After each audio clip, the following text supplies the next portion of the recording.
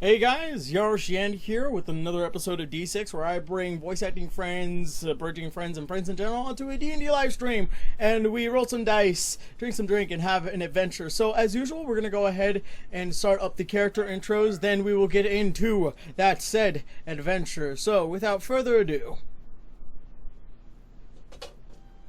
My name is Alanna, and this is my story. To say that misfortune follows me at every turn would be a sad, but true beginning. My mother was beaten, tortured, and left for dead, but carried me unknowingly. Going to one of the many elven clans, there I was born healthy and lived among her elven brethren. After finding love and starting my family with a wonderful man named Fenrir, we had a daughter, Halicia. Little did I know that misfortune would come my way once more. While going out on a food gathering with my mastiff Shien, our clan was attacked by humans. Fenrir died trying to protect my daughter, who later I learned was kidnapped. As I saw my beloved die in front of my eyes, I vowed to do whatever it took to find and bring back Halicia to the clan and to always be by her side. I've spoken out of turn many times to my clan, and it's brought me more than my fair share of trouble, but they know I'm right. I will also admit that I do love to partake of fine wines and nails a little more than the average woman, but that's only to mask the pain. I often hide behind jokes and sarcasm. You know, it's easier to laugh at my own pain than deal with it. When it comes to fighting, I believe that I've proven my worth more times than can be counted. My clan is definite proof of that. I have used my femininity at times to get men to give me information, but never letting them get too close to ever touch my heart again. Until I find Halicia, I will not rest. My goal is to find her and save her from the monsters who took her from me. She is my reason for living, and she is the reason why I fight. My name is Mitch, or as I have been known previously, Rocky Duck Number 9, a monk from the North Country. I journeyed to the land of harsh cold after my adopted family started harshing my mellow. Here I came across the monastery home to the monk clan, the Rocky Duck, named for the particularly cute waterfowl native to the region. The Rocky Duck value cuteness to a very high degree. I was accepted into the group after a ritual, and was given the number 9 as my identification, because I didn't want the number 37, and the original number 9 had just passed away before I got there, so I figured. Anyway, I trained with them for several years until I realized I could be much cuter if I let my hair grow long. Yes, that is the only reason I left. Please do not inquire further. I now aspire to practice the arts and traditions that were handed down to me, but in my own way, and maybe become an entertainer on the side. I also hope to find a rich girlfriend. Either one works. Though these things may be difficult, as I am not a stellar conversationalist. Hopefully my cute hair will help improve my chances with these endeavors. I am Arya Hope, rejected by society for being a tiefling, though raised by only a human mother. I found enjoyment in music. My mother first taught me the lute when I was a child, and I found myself skilled in nearly any instrument I encountered. I truly felt the magical properties of music, so I decided to become a bard. And I left my mother at the age of 13. This drew attention to me, mostly responses of disgust. Early on as a bard, I would work run-down pubs, and I would be nearly booed off the stage before I could even perform. A kindly half-elf took pity on me, and she gifted me a brass ring that I've worn ever since. From that day, I was hell-bent that I would not be brought down, and I continued to perform. The half-elf, who introduced herself as Florinda Aldith, became a regular in my audience. She went on to introduce me to a mysterious promoter known simply as the Shadow Agent. I've never seen his face. I know only his deep, raspy voice. He's regularly flaunted his connections and has proved an invaluable resource to me. Time and determination was to my advantage, as my skill eventually earned respect, and I've come to a point of moderate success. I will never let go of my dream, which is to one day perform for the royal court.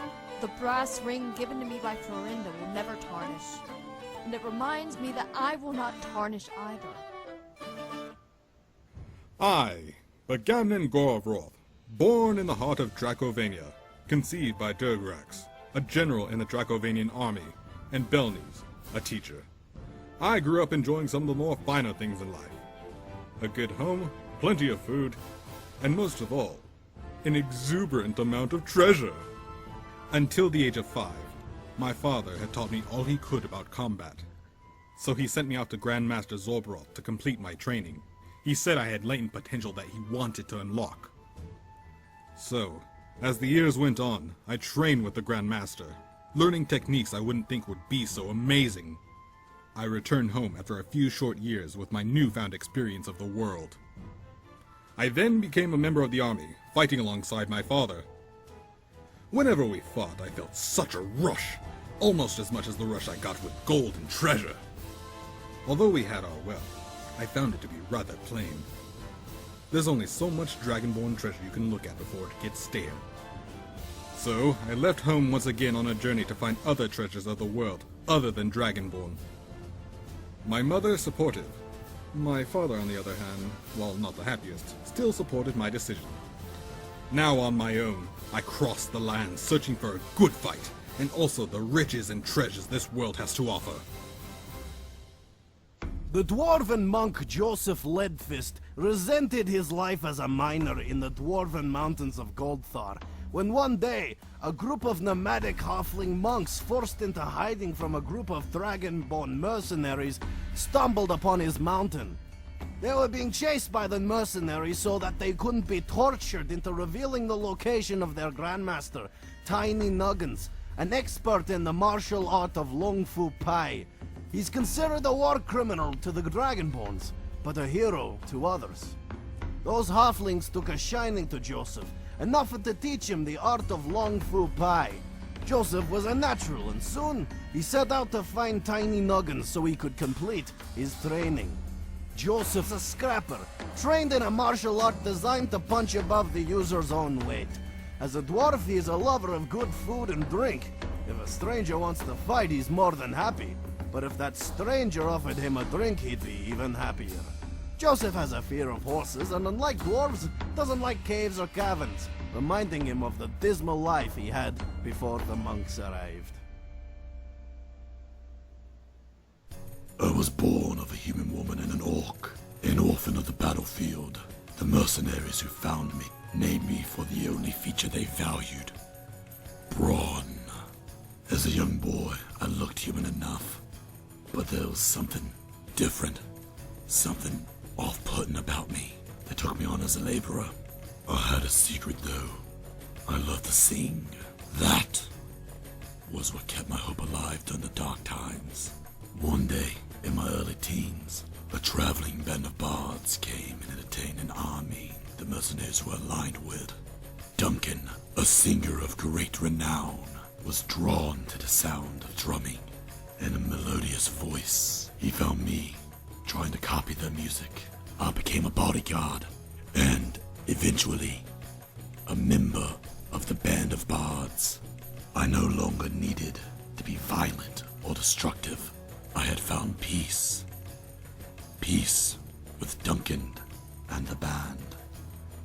There, I finally found the acceptance and friendship I had sought. I'd found a family.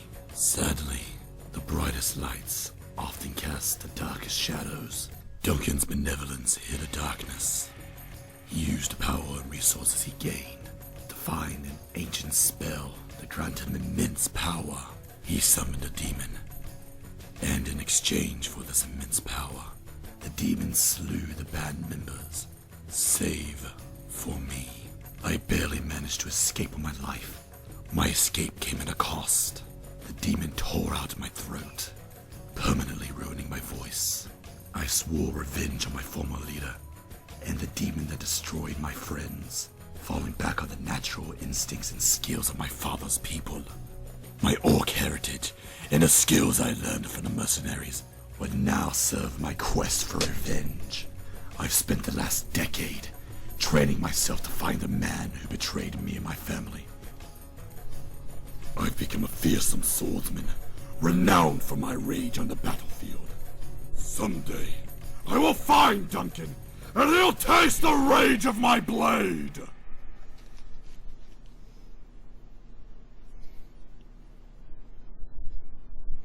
Alright, hey guys, welcome back, everybody, you can put your microphones on now. Alright, so, how is everybody so far, actually? I literally just woke up, so... Yeah, I was gonna say, it was like, oh, where is Sam? He's like, and then I look over the chat, it's like, I'm here though, I'm like, thank God. Yeah. Hashtag No, I bless. woke up at 11:59, so... Alright. Well, look at you getting. I dodged death and starvation just to be here with you people. Oh, I love you too, Hawk. I equally... Well, I mean, I'm still fighting death currently. Yeah. Hence, I put it in You're the chat. welcome. Yeah, Yomi, if you are not feeling well, do let me know. Just immediately, so that... Well, I'm letting you know now that I'm not exactly feeling well, so if I don't respond, it's because I'm rushing to the bathroom. Okay. Or I'm in the bathroom puking my guts up. Alright. But hey, hi people! Yeah. The Dragonborn can't handle his liquor, eh? Alright, so first and foremost, I'd like to announce that tonight we do have a special guest. Unfortunately, she's going to be exponentially late because she got stuck somewhere. I don't know where specifically, but she's going to be a little bit late tonight. God, where are my glasses? Oh, fucking left them over there. I'll get them in a sec. So she's going to be a little bit late, and when I do bring her in, we'll do the whole spiel about that, but we do have a special guest tonight, and you'll be able, as you can possibly see and read down below. So first off, announcements. As usual, special thanks to Battlebards.com and Soundhammer Incorporated for letting me use some amazing music for this game, and I could not thank them enough.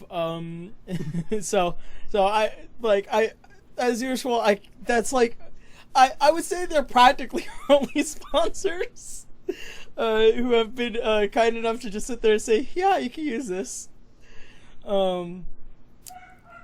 Shit, dogs. Aside from that, oh yeah, I will be on a D&D based podcast this upcoming Tuesday called Bros and Dragons. I'll be playing one of their special guest characters, in which what they do is they have a special guest, and the character it has been played by multiple special guests, but each time everybody that comes in as a special guest, they leave a little bit something behind, which is actually something I could slightly appreciate. I was really hoping I could play like a character of my own, and I'm like, I just want to play some D&D for once. I don't want to be the DM, at least not forever. Oh, dude, it's the greatest. It's so much better than being a DM. Now, wasn't I supposed to play a game? Wasn't I supposed to play a game with you, Sam, and then just like that never happened? Yeah, that time zones and wanting to sleep, mainly. Yeah. Yeah. Reasons out of our control. Aside from that, let's see. Oh yeah, Patreon has officially rolled over today. So I do have to give a huge special thank you to those over on my Patreon for supporting my ass for as long as they have. Along with the fact that if any of you are interested about being a patron, there's a link down below. You can go check that out. And as always, all my Patreon rewards are only for $1, and that's only $12 a year, and that's so good. It's so much more better than $90 a year on Amazon. Sure to like one-up things. Let's see. Good sell, good sell. Yeah. A little too subtle. my subtle hints. But All right. tell me, does your Better- Patreon have microtransactions? No, and thank God it doesn't. Then that's amazing! What a deal! Yeah. All right, better way to do it: hold a lighter up to Joseph's character sheet, and if they don't donate $100 within the next 10 minutes, he's gone. You want to know what I originally had an idea to do a JoJo based D&D game, just strictly homebrew everything. That'd be fun. And I would have done an AX, but something like Outer Space sounds a little bit more exciting. But if I do manage to put together the homebrew just in time, I may do it. Because it would actually be more fitting since it's at Anime Expo, you know what I mean?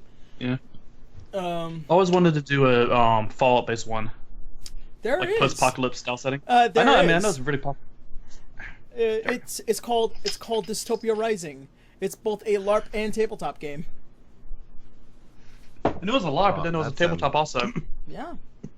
Yeah, nice. yeah, Michael Pucci. Well, for Michael Pucci, he developed it as a tabletop game to begin with, and then he made it into a LARP game. Which, honestly, like, if you ask me, like, I think there's the biggest problem is that you could download the LARP version and play it as a and you could adjust it with the 5e rules, and you could play Dystopia Rising off of that. Huh. But the fucking problem is that he sells the tabletop handbook for like I think $20, which I was just like weird. And I talked to I think I talked to Rick about it, who's the director over here for the California Dystopia Rising branch, but I can't remember if I did or not. Maybe I will eventually if I ever talk to him again. Let's see. What else? Oh yeah, and also as you guys remember, we explained last week that Alanna will not be in tonight's game. And so, like I said, I was gonna probably get into a bit about why that will be, but eventually that will happen. I'm just sitting here bantering too. So, oh yeah, I just finished sound effects for a MMD based Miku series known as Shien. If you guys haven't actually checked that out, you should. It's for what it is, for a whole bunch of people, like a giant fan project with a whole bunch of people who are animating, a whole bunch of people who are voice acting, a whole bunch of people like me who is also doing sound effects. Actually, I'm the only person doing sound effects.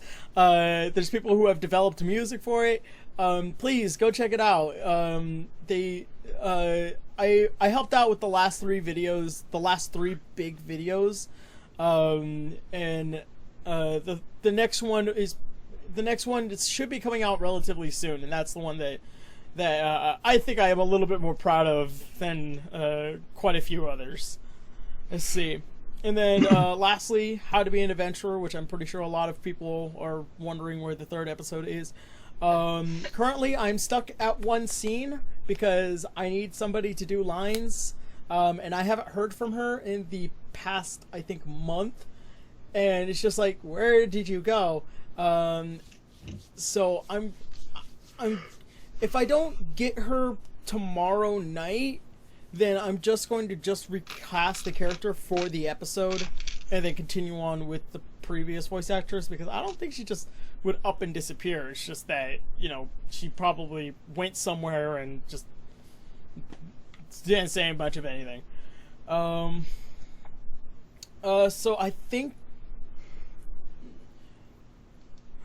Okay, no, not the last thing that I need to say, because I'm pretty sure well, this is something that I have to repeat anyways. Once again, we are near 1,000 followers, and as a reward to a very special follower who watches these streams, I will be giving away a free player's handbook. This one's mine.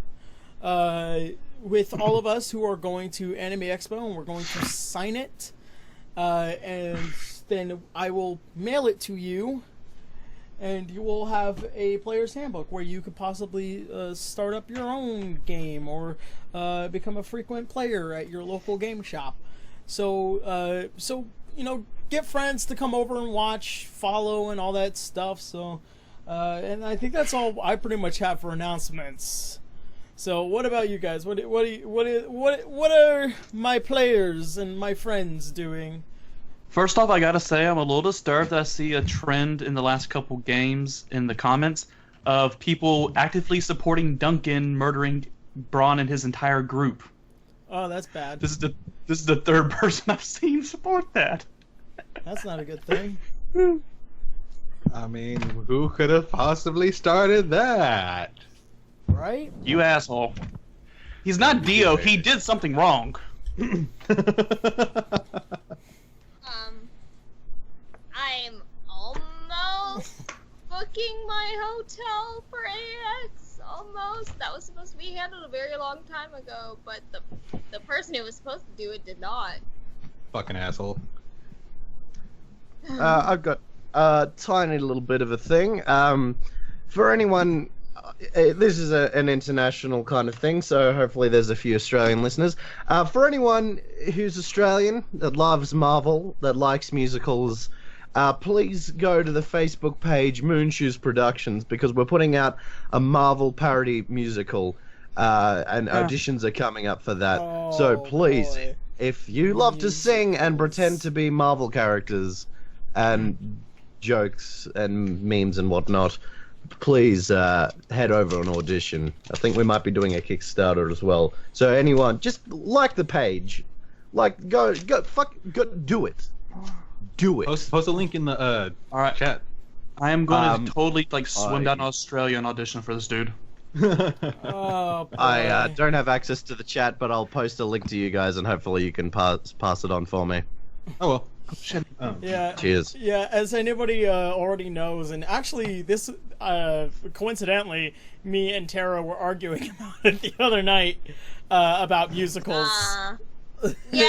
And how I feel about them in general, but I won't go into detail. Hey, Twitch chat! This asshole doesn't like musicals. Tell him he's wrong. What a You're wrong. What a bitch! Alright, Aaron. At Awa, I am tying you to a bed, and I'm just going to be blasting the Hamilton soundtrack the entire con. I mean, I've listened to a couple of the Hamilton soundtracks. I mean, I don't think it's bad. It's just, okay, actually, it's not the musical's music. It's more the performance. If anything else. If that makes sense. No, it doesn't. Alright. I'm also going to be putting on Rent in the background for you to watch. Oh, jeez. 5,600 minutes, bitch.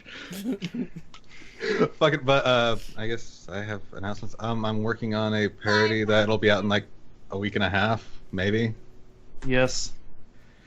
I mean, I just got to record with one person. That's about it. Oh yeah, Hawk's in like it, and like how one in the Alana's, Eva's in it. But yeah, I'm fucking not. expect that. Sadly. I was going to say something. I like, I'm in the I like middle how of one of the exam comments right are now, all so like, that's Yaro Shien is right. Musicals are meh. Clearly, these guys haven't been introduced to the magic that is Andrew Lloyd Webber. Oh my god. Jack Lauren, Demon Siege. However you pronounce that, you guys are meh. Yeah. Could you just get all wine? Do the Hestia wine. It'll, You guys know who it'll bring them superstars? over. Jesus Christ, but not you. Not you, Yeah, not Chad. I do. Heh. Oh yeah, That's I forgot for- to mention. Me and Tara got a pretty good chunk of well-written dialogue for the next episode of How to Be an Adventurer already done. Oh yeah, I have to look over the other stuff that you wrote. Yeah. So. For those of you who have actually watched episode 6, there's a really heavy part right at the end of Don Machi, and it's just like. And so, the first thing I told Tara was like, I'm gonna have to go message Omni because, much like Fate, these are very, very heavy moments, and I don't know how to write around this shit. I like happy things and angry things, but this, not really my forte. But I managed to actually just not at all with him. It just, I wrote something. I believe will not really make everybody laugh, but like there are some pretty chuckly moments for me, and I well appreciate it. I say, Aaron, when in doubt, use a dick joke. Don't use a dick joke, then you end up being Kill Bridged. Or JoJo I Bridged. apologize to Demon Siege. I should have known how to pronounce that. My English good.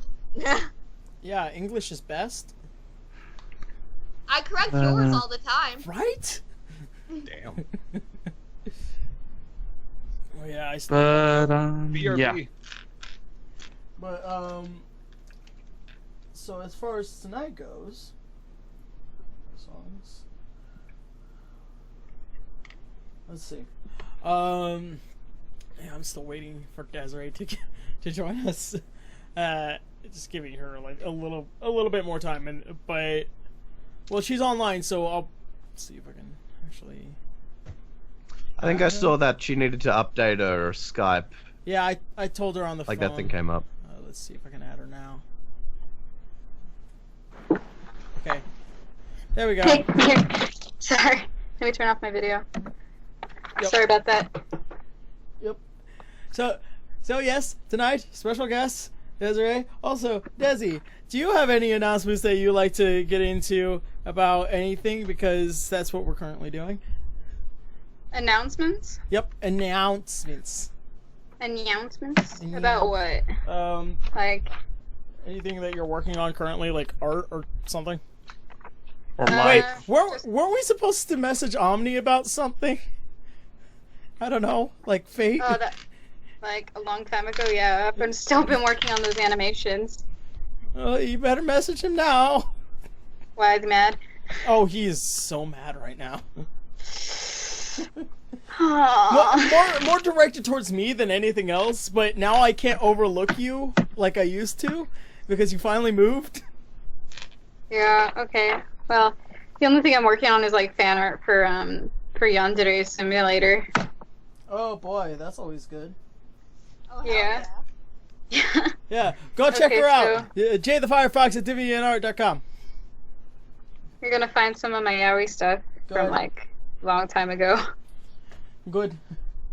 Okay, I'm gonna send you. I'm gonna take pictures of my character sheet and send it to you, Aaron, on your phone. All right. So then, Because that's the only way I could do it right now. all right. Let's see. Also, slightly adjust your microphone on Skype. It's slightly more louder than most. Oh, okay. 1 second. It's only because you're like really close to my face. Oh, you on the phone Skype? No, I have like a headphone. Okay, gotcha. Earplugs. Yeah. Okay. Sorry. So bear with me. I've never played D&D before. I've only watched as a secondhand person. Which is good because that's usually what the general concept is here. Oh, okay. So I'm probably going to be doing a lot of humorous stuff because I don't know how to be serious. But you just gotta do a British accent. That's all you need to be serious. Right? Oh, don't. All right. No pressure, but we are such a serious and strict campaign. You're not allowed to have fun at all. It's Yeah. not happening. This is a zero fun zone, like zero fun robot. Yeah, you're only Eyes all the way up. right? All right. So now that we have our guest here, without further ado, let's actually go ahead and get on into this game.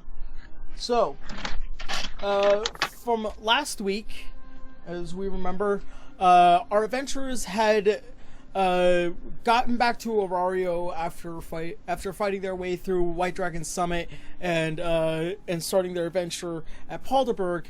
They had come to find that the King Marva Alanna had been taken by the Montenegro family bandits, and as such were tasked by the Queen in order to retrieve him.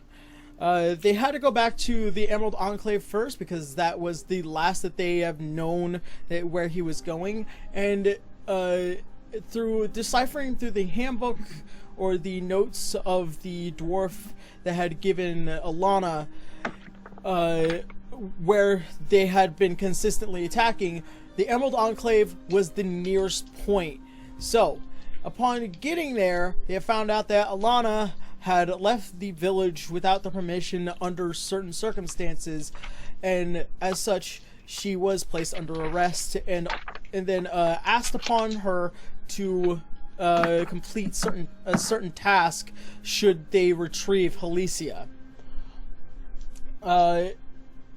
She decided to visit the shrine of Himolor, in which after meditating and having a communication of sorts, had found out that Halicia is her acolyte, in which the acolytes are tasked into finding the champion of the god.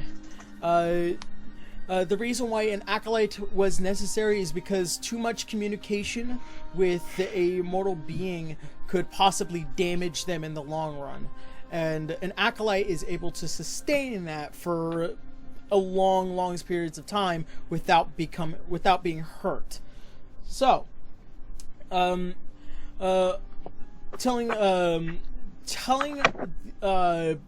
Alanna's father-in-law, who is currently one of the elders of the village, of the situation,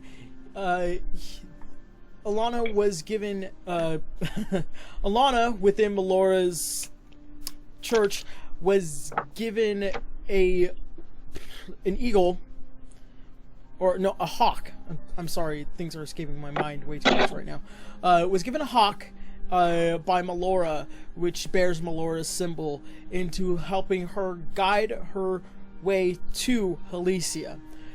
Upon entering the compound of the Montenegro, they had met several thieves, in which Maven Poe, which is one of the 4 generals, had taken over quite a few of them, and then made their way through the compound, and then with the series of sneaking around and finally entering the room in which the leader, otherwise known as Sav, Alanna and Maven had fought Sav after he had said some very unkind things. In the later part of the battle, most unexpected thing had happened. The White Sorcerer, in which our players had fought back up on top of White Dragon Summit, had appeared, killed Sav, and then had fought Alanna and Maven, in which Maven had controlled him using her psionic abilities. The rest of the party managed to kill off the other surrounding members within the compound, and they had made their way back up to the top and then escaped through the forest and back to the Emerald Enclave, in which Marva had passed out. Now, and now we are at this point, in which you guys are at the front of the Emerald Enclaves. So what do you guys want to do immediately? And Desiree, just wait until I bring Artemis in. You got it. Well, last I checked, we all have an exhaustion point. Yes, and you do. I've got 15 health points. I'm thinking maybe we say, okay, King, let's hold off for a day. He is currently put on passed this out. wig. Let's go have a rest, and then we'll take you to your friends. Currently, Maven with nodding agreement towards you, and the voice that you hear from her is, "We will need to find a night's stay. I will alert Himolor that we have returned, and with the king as well." Alright. So, this is being the Elven Town, and us not having an elf anymore. What do you guys think we should do? Let's... Well, we all need to rest, so let's go to the nearest inn. Alright, And you guys remember of the midnight stay, I believe? Mm-hmm. Oh, that's right. We with the half. What? Well, no, it was the half elf kids.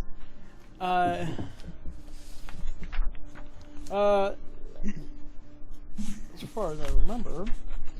Because it was a woman and she was taking care of half-elf. Salva? Yeah. It was Salva that was running the inn currently. So we could go over there. Alright. As such, as you guys make your way, Alanna kind of turns to you guys and say, I'm gonna go see Himolor first. I'm sorry, but I'm gonna have to spend probably a little bit more time with my daughter right now. She probably also needs proper healing as well, which is what Himolor would be able to do. So I will meet you guys and convene at a later time. You do that a lot. And then I reach in and give her a big hug. Because that's what a boyfriend does, yo. You go to But like one hand is like cupping the buttock. You go to hug her, and then she immediately places her hand on your chest. Remember, not here. And It's a friendly hug. A hug for our friend. Arya, would you like to hug your friend as well? Of course. I wouldn't do that. She also looks down to, a not so well Halicia. It probably wouldn't be the best thing to do right now. Well, I'm gonna hug her. I'm gonna go, friend! So you do. You manage to just come, like, around the waist, though. And that's considering your height. Yeah. Oh no, I know exactly what I'm doing. And she kind of takes her hand and pushes you away. And she then remounts. She remounts Shay and then nods to all of you, and then makes her way towards the center of the Emerald Enclave. As for you guys have gone ahead and headed towards the Midnight Stay, and as soon as you enter, all of you exhausted, Maven, who is not only carrying the king under one arm, but also dragging the White Sorcerer with the other. What do we do about him? I mean, he is the bastard that killed me. As soon as you say this, he immediately turns, looks you in the eye, and says, "Oh yes, you. So, how is the dead?" I don't know, you want to find out? Calm yourself, dragon. Sorcerers use their words as weapons. I say we remove his tongue, so we can be properly disarmed. Well, I'm inclined to believe you. As you say that, Maven immediately turns to you and says, "No, we need him, and we need him to talk." Okay. Well, I will handle him. Make sure properly. he's tied up. He is tied up currently. Okay. Can I? But just to be safe, I'm gonna take off one of my big, thick dwarven socks and shove it in his mouth, and use the other sock to tie it so he can't like spit it out. Define then he big. just passes out. Define big. Oh, it's like those they're really knee-highs. long, thick, woolly. Yeah, they're like knee high. The thick, long, woolly socks. But that. Like old timey socks. Like mine is dwarf knee high or like me knee high. Okay, let's just say they're thigh highs now. Okay. Just to give a Stockings. a They're scale. stockings at this point. No. Okay, And so stretch socks out really far. So you remove both your sandals, as monks would wear, and you grab the big toe end and pull it all the way off. And as you pull it, it kind of just goes on and on and on for a bit. And then you go for the other one, and it also goes on and on and on for a bit. And you wrap the first one in a ball, and then as you now are looking into this White Sorcerer's eyes, I need you to make a wisdom check. All right. Okay. There's nothing wise about this. 18. Oh, jeez. Actually, no, it is just his DC. Spell DC. Which is... I have it. Less than 18. Come on.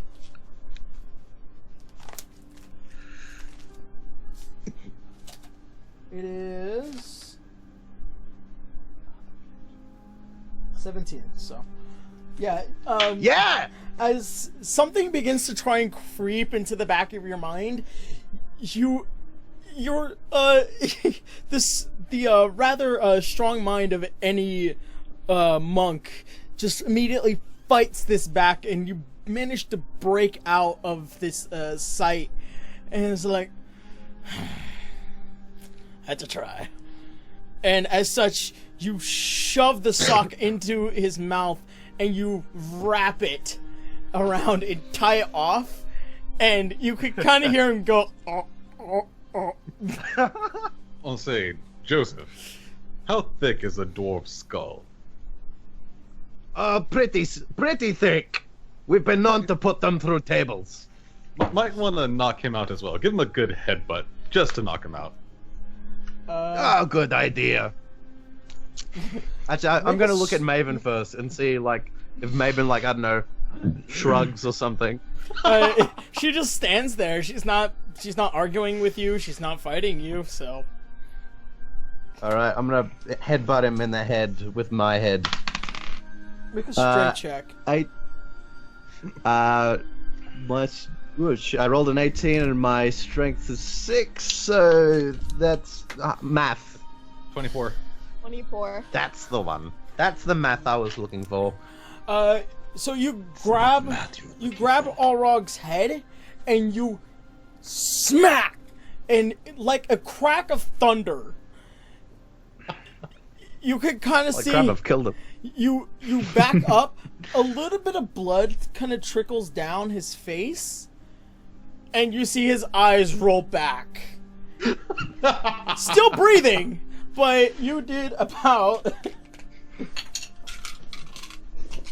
You did about 6 points of bludgeoning damage, non-lethal. I don't have to do this more often. But he is considered unconscious.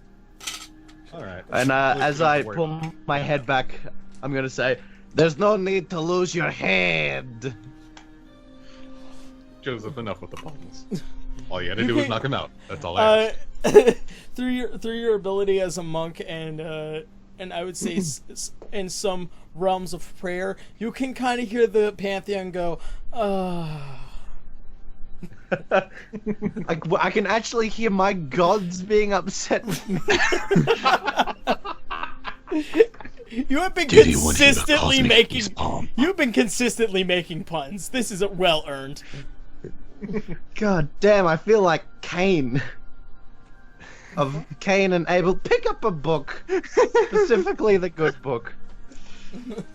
Alright, you guys enter the you guys go ahead and enter the room, and you see the same woman who or no, is it?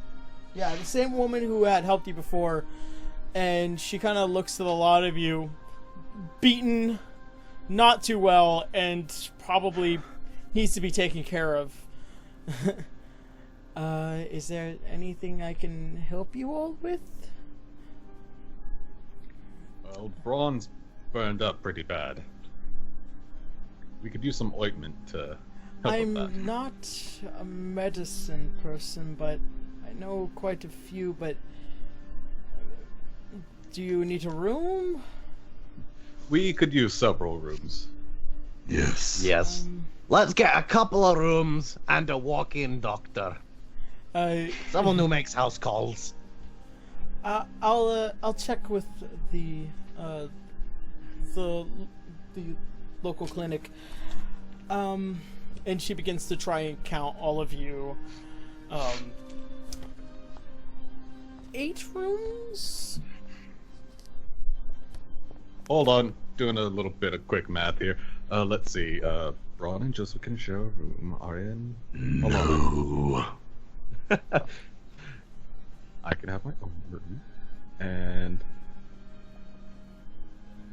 We only need 3 rooms. Wait, Do they teach there's also math Maiden. in Dragonvania? Oh wait, There's Maiden and the King, which they're probably gonna have a room to themselves. There's okay, so that's 4 rooms. 4 rooms. 4 rooms should suffice. Don't worry, I'll flip the wheel on this one. All right. cheers. We also have a bath. We do have a bathhouse in the back if you find it necessary. I immediately strip down and run to it. Good, you need it. Please leave your clothes. Oh my! as Joseph runs naked through the entire inn. So many parts I didn't need to see. Braun just like covers Arya's eyes with his hand. Does not need to see that. That will be 150 gold Altogether? altogether. There you go. All right. So go ahead and mark that off your gold. You all except Joseph have acquired a key to a room here at the Midnight Stay. And as such, I'm gonna say, is there anything that you guys want to do for this rest? Well, I'm gonna meditate in what is the nearest thing that looks like a hot tub. There is specifically a spring. There are several different springs that all seem to bubble up with a little bit of heat. You already see quite a few other elves and half-elves, maybe 1 or 2 humans that are sitting together in each one of these springs, if anything else. I'm just gonna go in the one that looks the comfiest and just sit down and start meditating and just ignore whatever is said to me. All right, you go all the way towards the back because it seems to be surrounded by not too low a light, but it looks like the perfect one. And you take a step in, and you sit down. There's a few other elves and a few more. Some have already begun their leaving, not because of you, just in general. They are also somewhat naked. So It's the dwarf smell. I want to roll. you on wouldn't my know. smell You wouldn't because know. he's a- You wouldn't know. But as far a dwarf who has probably been fighting all night, I would say he's kind of smelly. I'm stanky. Let's see. So what about the rest of you guys? Alright, Braun will turn to the others and ask, Would any of you care to take a bath as well? We could all use the rest and relaxation. We could. I just hope it's hot enough in there. Me too. As Arya, shall we? We shall. Maiden, are you gonna be able to keep the king and that asshole right there with you? she looks at you. Yes, I will handle these two on my own. quick question. Didn't we have an old man with us also? The king, yes. I thought there was someone else. No, the old man is still being carried by Braun. Okay. Oh, yeah, there was a third dude. Shit. Yeah. I was wondering what happened to him. Oh shit, there wasn't. Well, it was a good thing you shared a room with him and Joseph. Come on, I'll take the old-timer. catch. Let's get you cleaned up, I guess. And as you say this, you can hear. He's hungry. He's probably more hungry and thirsty than he is concerned about getting cleansed. Can we, do you have a dining hall I can drop him off at? As you look to the woman and ask, I know of a bar. Let's see. It's known as I believe, Druid's Brew. It's I wouldn't say more of a bar. It's more relaxed, less tavern, less bar, very relaxed. So it's a lodge. Kind of. Okay. I would suggest washing up first.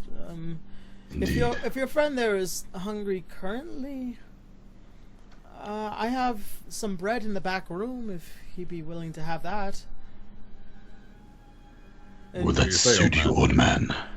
as such, he kind of moves one of his arms, very bony finger, and he kind of just like almost tries to bend them in, but he's so weak. Like he's just, I think from what this indicates is that he could just use the food. All right. So yes. Give it to him, please. All right. The woman immediately runs to the back of the room. You guys are still in the lobby. It's just not businessy, but it's there's probably one or two, and then they see you guys, and then they're all like, "Oh, I guess they're doing business currently." She comes back and she hands off to this man, breaking down the bread so then it could be chewed a little bit better, and he kind of takes it, and he's currently taking it very slow, probably also savoring it a bit as well, but he should be okay with the bread for right now. Perhaps he should drink some water as well. There's currently water in your rooms. Alright. Well, we're not in our rooms. Do you think maybe you could kind of... Maybe you should go to your rooms. Water, please?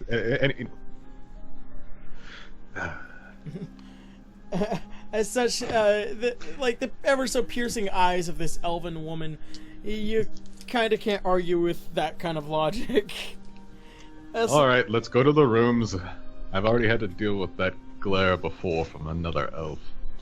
You guys, God, I miss Alanna. You guys end up making. You guys go ahead and make it your way to your rooms. Braun, you go ahead and enter your room. You lay him down onto the bed. And he's still kind of just going at the bread. You laid him down pretty easily. You pour a glass of water from the pitcher that has already been set inside the room, and he kind of just sits up a bit, and he drinks some water, and he takes a breath, a sigh, and he's still, in a sense, very gaudy and decrepit, but he's probably been needing this for quite a while. Are you feeling better? As you say this to him, he kind of just nods yes, and he goes again at the bread and drinks some more water. Is there anything else you would like? He nods no. I believe he's taken a bit of a shining to you, seeing as how you've carried him all the way here. But he holds out one of his hands, kind of as a shake, if he could. Alright. Braun takes his hand and shakes it as well. And he lightly clasps both hands, and he shakes. For some strange reason, this man kind of makes you feel better, just in a general sense. As such, he probably kind of really likes just, oh my god, I've been saved. Kind of deal. So, anybody else? Anything you want to do? Oh. I'm still in the hot tub. Is there anyone else in the room? There's just others on the farther side. Some that are surrounding you from the other springs, but they don't seem to mind your presence. Right. Any chicks? There's no females. Well, at least not in this section. I'm just gonna continue meditating. I basically squint to look for chicks, and then I go back to meditating. Alright, I guess we can go get our baths. Braun, Arya, you ready? as you knock upon their doors, which are well separated, and they both open. Braun, the old man just is gonna stay behind. Right. And for you, Arya, what do you gonna go ahead and go? Yeah. Alright. All of you end up making your way out towards what looks to be the springs, as there are several different signs, both in Elven and Common, that you've been able to see so far. And as such, as soon as you get there, you notice that there are several Elven, mostly individuals there. And you also see Joseph in one of the springs. We still have all of our gear with us, don't we? No, you've managed to go ahead and strip down. This is the general knowledge. You managed to strip down, grab a few towels, and, you're prepared to go inside of a spring. Alright, just making sure. Hey, Braun. Looks like Arya's got a bit of a body on her. As you look towards this somewhat ashen blue tiefling of a woman, she kind of covers herself up, and she looks at you with piercing, devilish eyes. Don't be crass, dragon. What if Alanna heard about this? Who says I was checking you out? I was trying to hook you up with Braun. Who says I need matchmaking? I yell from the back, real smooth! Braun just face palms with his giant orc hand. Oh my god, is that the first time it wasn't caused by me? Alright, and as such, you guys go ahead and enter the spring baths, and you of course wash up quite a bit. And not hot enough. I would say it's somewhere in the is now the very early hours still, where it was fairly dark when you guys had gotten back, but it's now in the early hours. I would say about 7 or 6 a.m. and you guys had washed up. All of you have returned to your rooms. Braun, what you know is that the old man that you had helped is no longer there. I was just about to ask about that, actually. Yeah, it seems that he had left. It doesn't look like he has left much. But, Braun, I need you to roll 5 d4s. D4s, alright. Alright, that one's a 4. It's a 2. There's a 3. And another 3. Alright, and then add +5, and that is what you gain back into your health. Okay. Also, doing math right now. a lot of the burn scars that were on your back, as you noticed when you had returned back into the room, they're not as bad as in shape as they originally were. Oh, thank God. Very He's good. gonna hold a grudge on me. So I got back 17. So Oh, cool. That's actually more than my max health. So I just put my Yes. max. Yep. So yeah, you're feeling a lot better. You don't seem scars. Yeah, you don't seem to understand why, but you were feeling a lot better. Glad to hear. A few, about an hour or so passes, and Arya, you hear a knock at your door. I opened my door. You open your door, and you, of course, you don't immediately recognize this individual for some strange reason, but you notice the long black hair and the silver streaks, along with the Alanon general armor. It's Maven, but without her mask. Maiden. Oh my. You're a silver dragon? No, you don't know that. Well, you're not there for this. Yeah, you're also not there for this. Don't metagame. I will kill you. I thought we were all there. I was. No, she Checking said. I said only Arya's room. Maiden, you don't have your mask on. I know. Slight problem, but I need you to help me carry a body.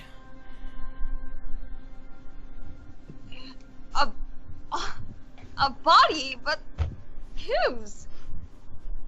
Just come with me, please. And I go with her. As you immediately go to her room, you notice that the sorcerer, his body is not the body in which you've seen him. It seems to be very muddy, very broken down-ish, and it's not originally him. It's just something decrepit and muddy, and it looks like it's not a human being anymore. It looks dead. God. She looks to you. I I don't know what happened. I turned my eye away for a single second, and he's suddenly like this. How could that be? I don't know. I was hoping maybe an infernal being would know a little bit more better. More better. Don't. Can I do a perception check? Go ahead. Okay. Let me look at the stats, see if I got any. Actually, no. Make an intelligence check. Or Arcana, more like Arcana at best. Okay. Let me find my d20. 16 total.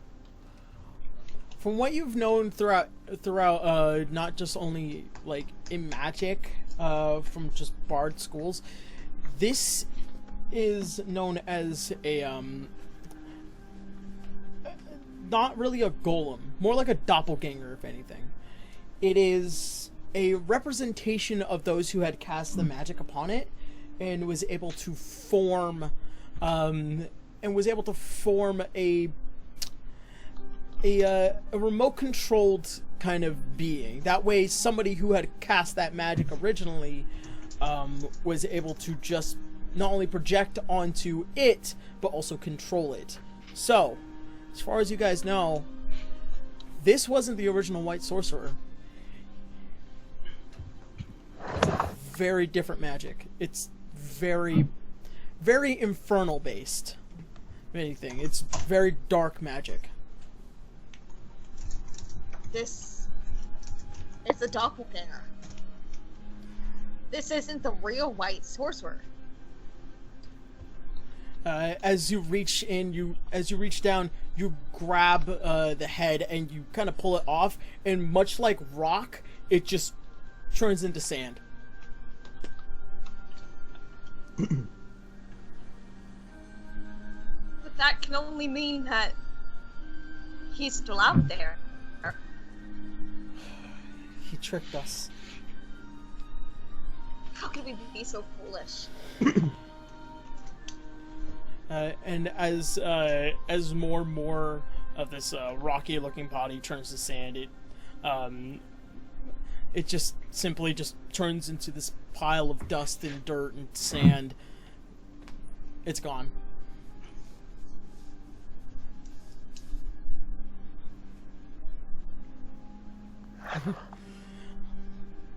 You have to tell the others. You're right. I think it's also fairly important that we need to also meet with Himolor immediately. let's gather everyone and go ahead and make our way towards them. So, also, for any of you who want to take a hit dice right now, go ahead and do that. I am going to do that. Because this is considered a short rest. You guys have taken a short rest, so you guys can go ahead and gain back whatever hit dice you have currently. And then after a long rest, you get your hit dice back. Maven knocks upon all your guys' doors along with Arya and has alerted you of this information. Excuse me. Gesundheit. So she's still not wearing her mask? She has put her mask back on. Alright, what is it? We need to go see Himolor immediately. Where's the wizard? The wizard apparently wasn't the wizard, as she looks towards you. What? It was a doppelganger. He fooled us all. Damn it! Oh, I'm sorry. I thought you guys knew that. Isn't that why you were bringing... You didn't know? He had mud falling off him. I just glared down at Joseph, just like We look all of glare pure at Joseph. hatred. Joseph, how could you not tell us? I also just grip my axe's handle tightly. And then I just kind of assumed. Oh, you didn't know. I need you to make a deception check. And all of you can't can get make an straight. insight. Arya knows that Joseph's full of shit. Alright, 19. What's my deception? 1, 20. Is this a wisdom? Yeah. Make it 17 total. Let me get out. 17 also. okay. For everyone else except for everyone who's made an insight check, fucking asshole, right? Oh, fuck you, Joseph. I'm gonna turn this around. Well, you know, you guys always make me feel like I'm so stupid all the time, and I didn't wanna say something that I thought was obvious. This is coming from the one who snorted black powder. You guys just seem so smart all the time, and I just wanted to be one of the guys. Ron blushes a little bit. He's not used to being called smart. All right. So, after alerting you all about this information, Senpai noticed you. after alerting all of you about this information, you guys go ahead and gather what things is necessary for this meeting, and you all make it towards the center of the Emerald Enclave. You guys go ahead and walk up to the stairs, and the king, who has not now spoken any words, trying to look as presentful as possible, looks to all of you. Now, as people of my nation, please be very wary of your words. And then he... I'm just whisper the word fart. I just clamp my arm on Joseph's shoulder. Just grab his shoulder, like... You grip I it just down... whisper it. For Joseph, even though he is a very muscly individual of a monk, you can kind of feel like the ow, ow, ow, ow. He's like he's dice. He's like digging into Marva, that part where the shoulder meets the neck, and it's painful. Yeah. Yes. Marva then opens the double doors leading into the entrance. And there you see Himolor along with a female elven individual. Actually, two female elven individuals. One with long blue hair, very woodland-ish kind of clothing, and he kind of raises his hand. Himolor raises his hand towards Marva and the rest of you, and he turns to now introducing Artemis. Now, Artemis, I understand that you wish to leave. I will grant this, but do understand that there are repercussions should you sully the name of the Emerald Enclave. Yes, I understand. Very well. And then he looks up towards Marva. I do wish to handle this business as well, so maybe this could be a bit of a benefit to you. We'll go ahead and start with this meeting. Artemis, this is a group of individuals who had helped my daughter-in-law into retrieving her daughter, my granddaughter. A bunch of rowdy adventurers that I would assume to be. Oh, rowdy, you say? Quite. Maybe they can help you on their way back to Horario, and maybe of your search for a guild and adventure, if that is truly what you wish for.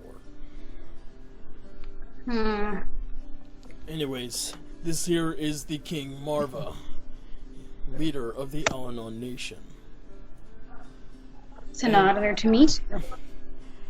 As you do a bit of a curtsy, he bows his head a bit towards you, and then he walks up to Himolor. I am sorry about my unfortunate circumstances. Due to the nature of what had happened, I'm pretty sure that a lot of good things have come out of the eradication of the Montenegro family. I do wish to go ahead and try and proceed on with the treaty here for the Emerald Enclave. He looks towards the other elven woman.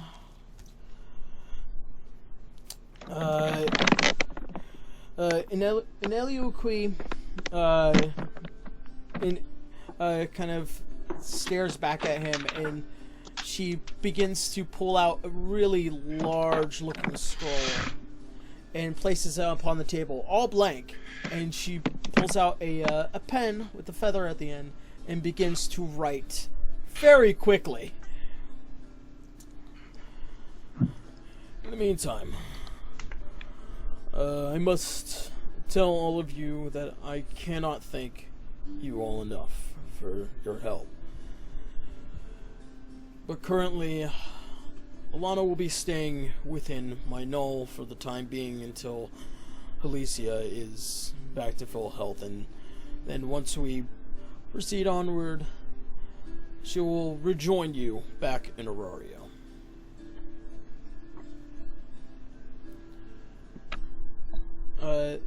The king kind of presents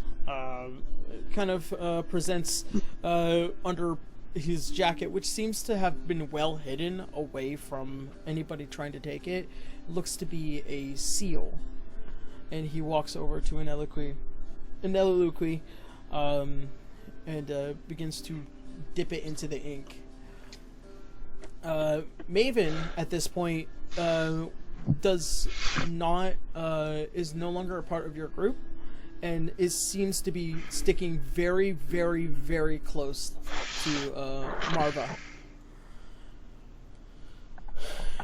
In such events, if there's anything that you will ever need from the Emerald Enclave, do not be afraid to ask me.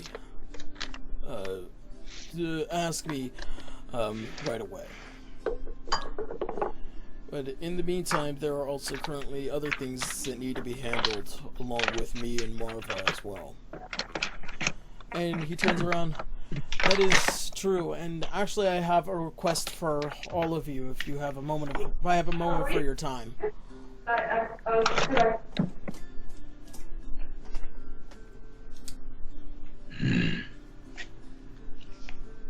All right. Please, go ahead, good sir. Indeed. I need you all to send back a letter to my home in the event that I'm pretty sure the Queen is very concerned, nigh upset of my absence, and I wish for her to be alerted immediately. Of course. As you wish, sir. Not a problem. In the meantime, I will be left here with Maven, and we will travel back on our own, and knowing her skills and ability, we will not run into any more trouble from this point on. And as such, he borrows a piece of paper that was on the desk, and Eloquy kind of like sharpening an eye at him. It's like, don't give me sass. He then is provided a quill pen from Maven, in which he then begins to write out his own letter. In about a few minutes' time, he is completed, and he folds it, and he places his seal upon it with hot wax, and then he provides the letter to Arya. I hope this will get to her very quickly. Of course. It shall. Right. Well, as far as things go, I'm pretty sure all of you have traveled back, and if you need anything, do ask the Queen. She'll probably provide you with an award, or reward, if anything else. Like eldest treasure?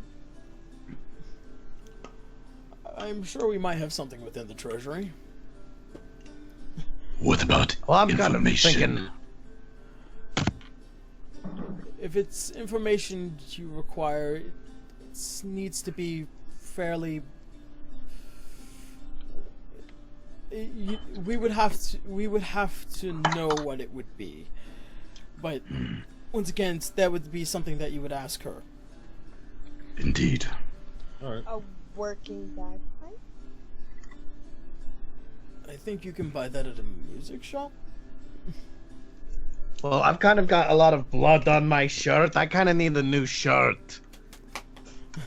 I think but like a nice one, like silk, comfy. I just clamp on his shoulder a little bit. I think there are many clothing stores back home. Anyways, and as such, he kind of gives you all a slight bow, and he returns back to Aneloquy, who is now writing out the very, very long peace treaty between the Emerald Enclave and Alanna. The rest of you kind of take this moment as an understanding that this will probably be a time to go ahead and head back. Alanna will probably meet you at a later date. But wait, I'm going with them, right? Yes, you are. Okay. And right before you leave, Artemis, Himolor, do be careful. I will. Or I'll just be completely reckless, like I always am. That is the one thing I don't want you doing. Well, I'll be sure not to. He kind of eyes you a bit, and you kind of happily close the door. He eyes her a bit. Like he eyes her as in like, kind of like. Not giving the eye, like. I was making an eyes wellness joke. So is there anything that you guys want to go ahead and probably get here before you leave the Emerald Enclave? Well, Braun's still broke, so he can't buy nothing. Is there anything I can take? As far as you know, you're already well equipped. Oh yeah, because I've been sitting here for a while. Alright. I'm just gonna look at what kind of shops they have here. Also, Tara, Yeah, this me is... too. As far as you probably remember, you guys, there was a shop called the Unicorn's Adornments. Do an investigation check. For those who want to All of go to us? the shop. If you want to find a shop specifically, then do an investigation check. I'm going with Arya, so I'll do that too. 12. 5. 7. All right.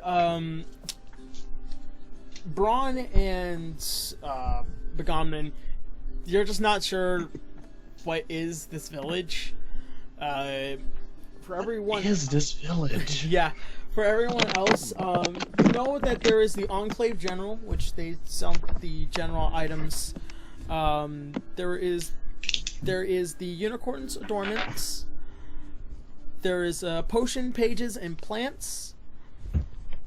And that is, and you've known the Druid. From what you can tell, the Druid's brew, while yes, a lodge may sell something. You're not too sure. I'm gonna go into the one that looks the most like I could buy a shirt there. You go to the Enclave General then. Alright. And there, I head in there. in there, you see some usual clothing. Nothing out of the usual. Just regular I go to shirts. the Enclave General as well. You go ahead and I'm go. gonna speak to the keep. I guess I go with them as all three of them as well. All right. You get in there and you see a my elven page. You see there a rather short elven woman, long brown hair, kind of wearing some of the same adornments as Artemis is. Alright. I'm gonna speak to her.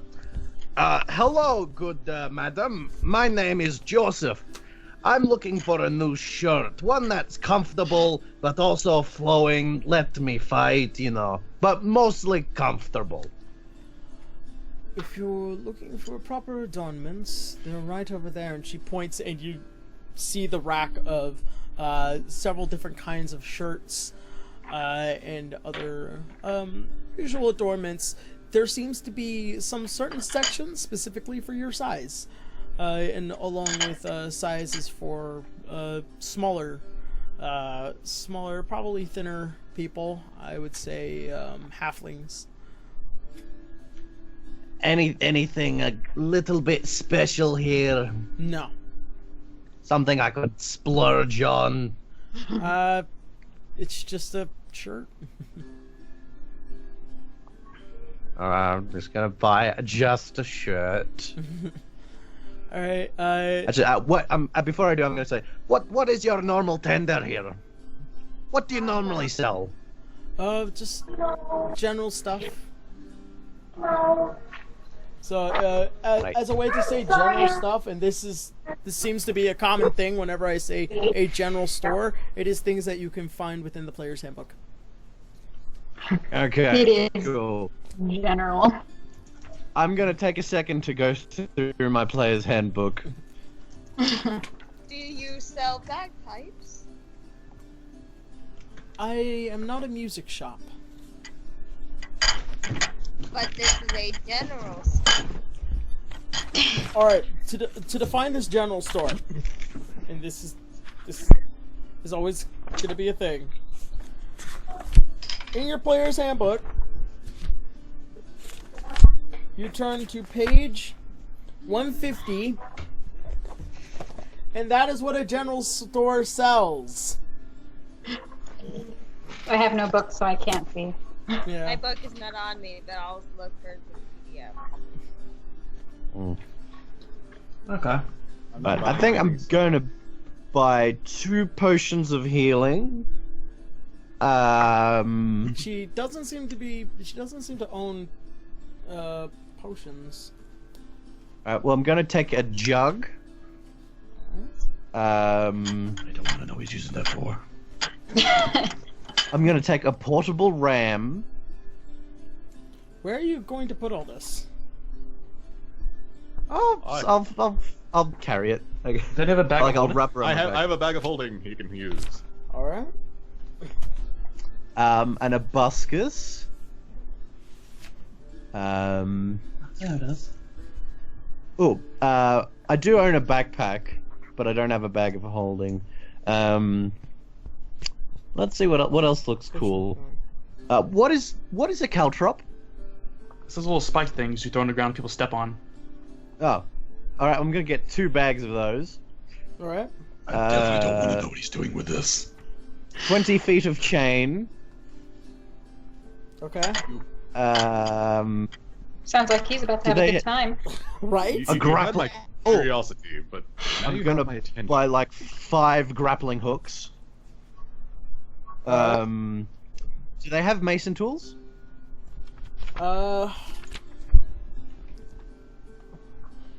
You look into a very specific section. It's, I would say, make an investigation check. I want to see if you even notice it.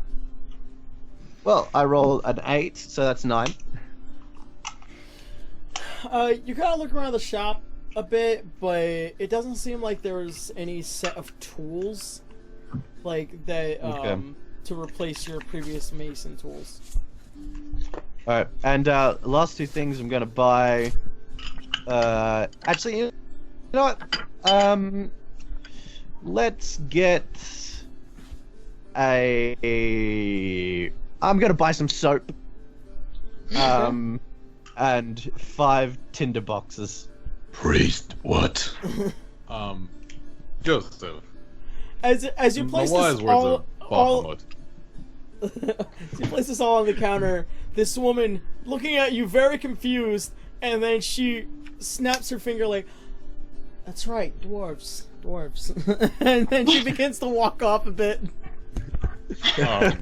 Joseph, in the wise words of Bahamut, the fuck, man? Well, The they real didn't have question, any Joseph- potions of healing. I'm sorry. I'm just looking in from the window, just But shaking do my they head. sell drugs? I'm Alright, gonna. I just raised my eyebrow after she makes that comment. Oh god, not her too. So, Arya looks around at the clothes. so the question then comes down to how much is this gonna cost? I couldn't keep up with everything he was buying. Oh, okay. I'm gonna get. Okay, I've got a notepad. Write down how much gold it is, and that's as much as you're gonna be able to pay. I'll leave that at your discretion. Actually, question: Okay. How much money do I have on me, From what I remember, or am I just broke? from what I remember writing down, or I didn't roll for your money. I forgot. I would say currently you have about 300 gold on you. So go ahead and write that down. Oh shit, I'm balling. You'll be amazed how fast you can spend 300 gold.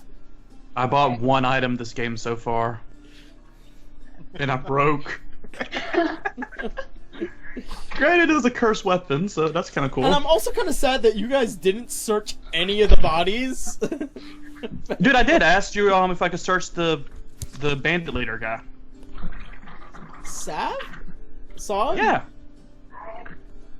Oh yeah. Yeah. You only managed to find a gun. Okay. it's- Which is called, by the way. Yeah. Yeah. Because I wanted to do that while they were tending to the daughter and the king. All right.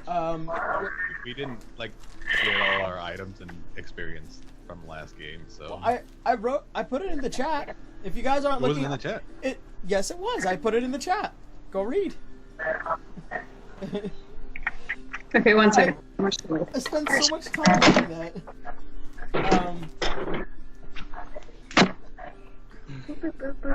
Okay.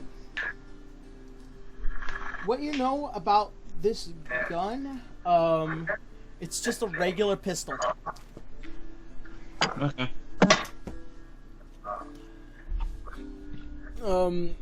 Think of Can I like go to the Druid shop?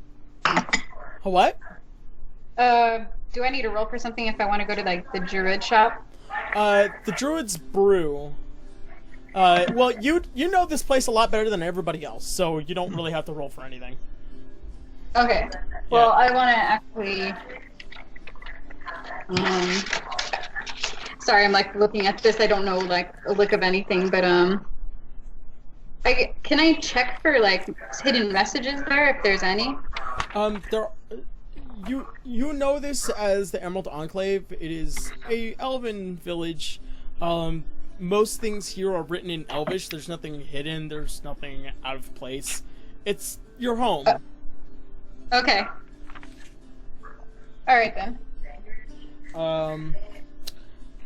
So, is there any other shops that you guys want to go to? Sam, how much did you spend?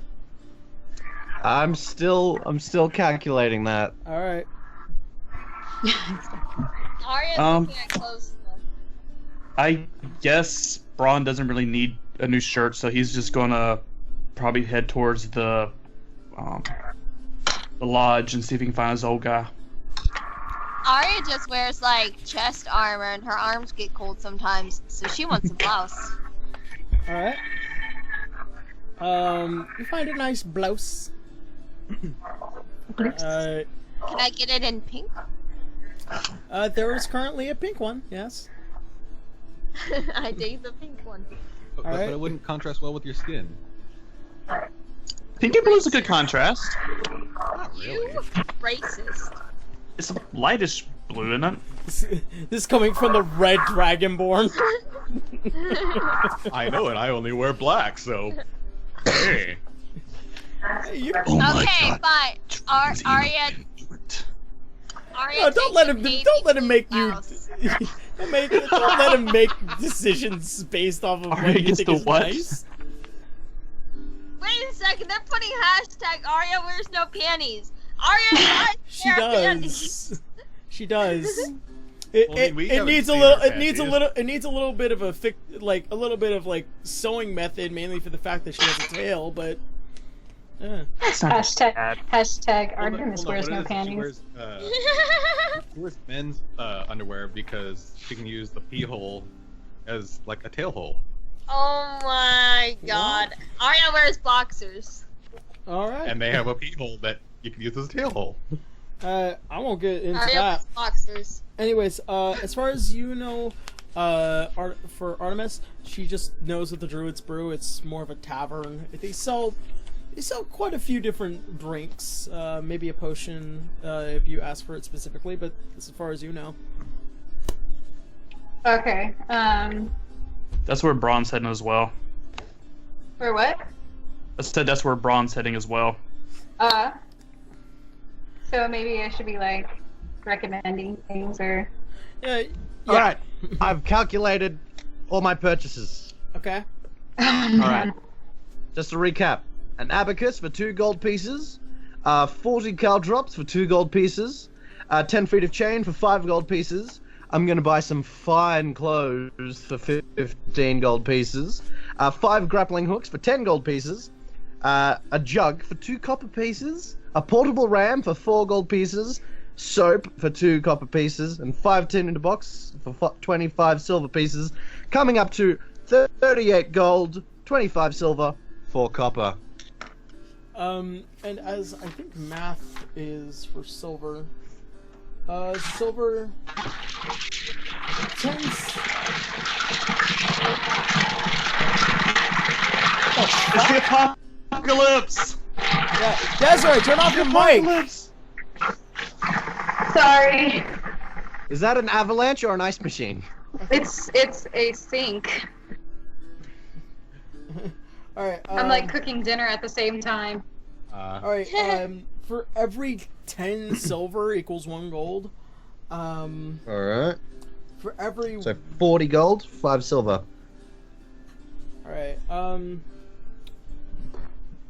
as far as change go, you pay... You round it out, and then just for everything else, it's already... Don't bother. So, overall, the gold you spend is all you need.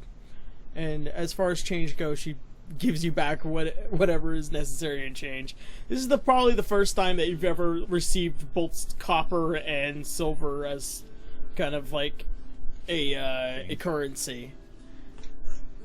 So I've got 6 copper, 5 silver, and I spent 40. Well, 41. Yep. All right. As far as anything else goes, Arya, you do end up paying for fine clothing. I wouldn't say I wouldn't go too far, but as far as I would say, fuck. Let's see. Clothing. I would say it would be just clothes, and that's only 5 gold, so you end up paying 5 gold for the blouse.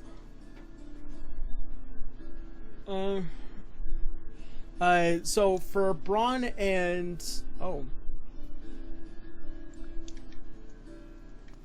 shit, she disappeared. She wants you to call her. Yeah.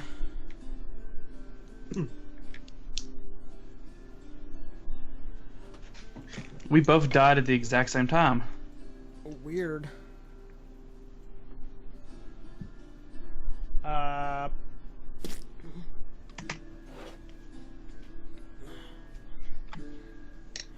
Then I will do that in 1 second.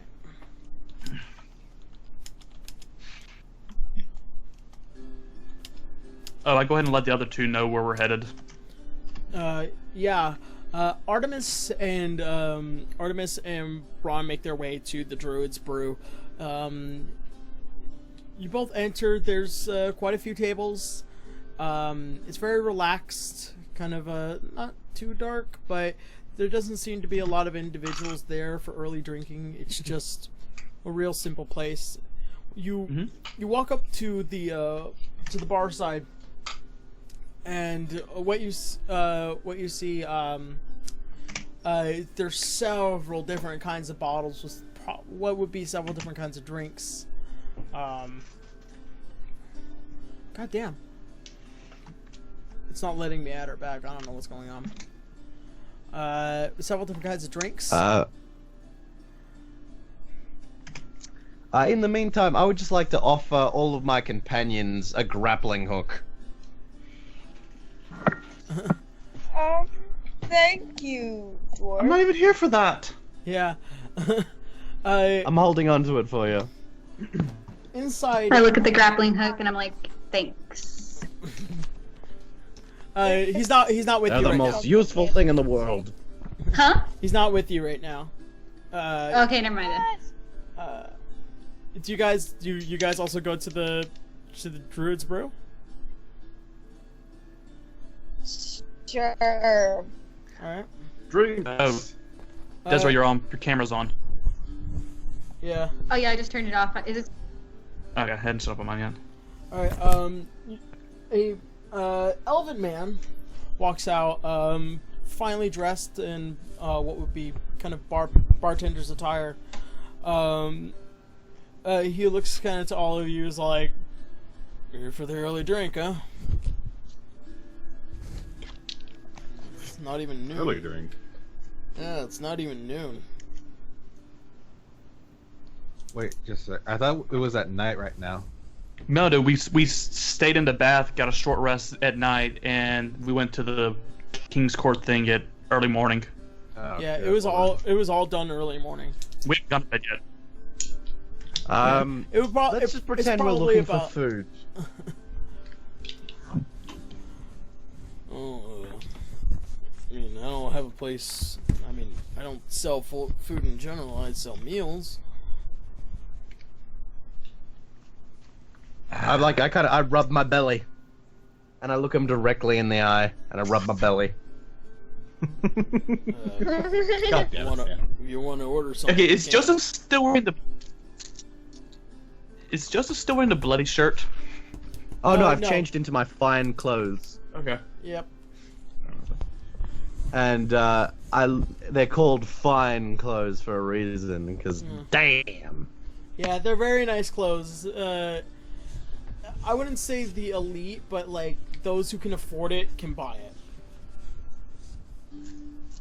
Mm-hmm. got a collar and everything. I'm just picturing him with like one of those like frilly white shirts. Okay, so what are you guys doing? Can Braun look around and see if he sees his old guy anywhere? You look around. Make a perception check. Alrighty. So that's a 7. 19. You don't see him. You haven't seen him throughout the village. I mean, for an old decrepit man, he doesn't look like he should have been able to get far, but he's nowhere to be found. Okay. Can I ask the bartender if he's seen describe the old man to him and ask if he's seen him? Haven't seen anybody walk in. At least not like that. Alright. Well, Braun just looks kind of sad. Yeah. But yeah. You okay, Braun? You miss your elderly friend. All right. Yes. Any place else? I know there was one last shop you guys wanted to go to. Yeah, let's all head to that last shop. Are we going to the music shop for Aria? There is currently no music shop in. Okay, we have to go back to the other town. Gotcha. You guys know about the potion pages and plants. Yes, let's go there. I love alliteration. And so, you guys make your way out of the Druid's Brew. Nothing you were able to really find there.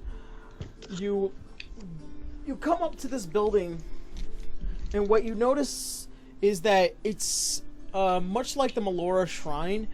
It's made out of natural vines and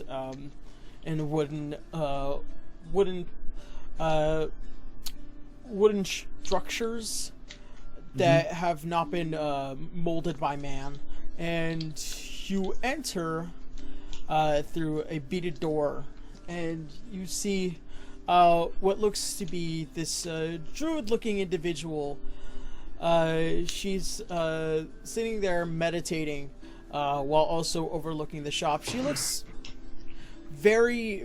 much more elderly, kind of almost like Himolor in an Eloquy. She seems her hair fairly long. She does look like she keeps up a fair amount of appearance, but she like any elven individual who ages over time just begins to be much more beautiful as they kind of like wine, if anything. She's a gilf. I get it. Oh yes. As you enter, you see there are multiple plants. You can smell incense burning.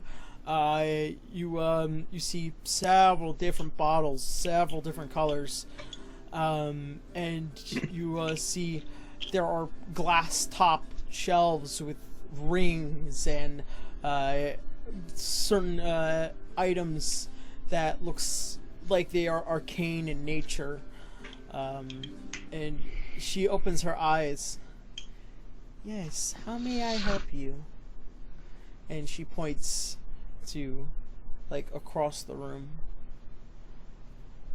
And I'm wondering what you got in the glove department. Oh, I don't sell gloves.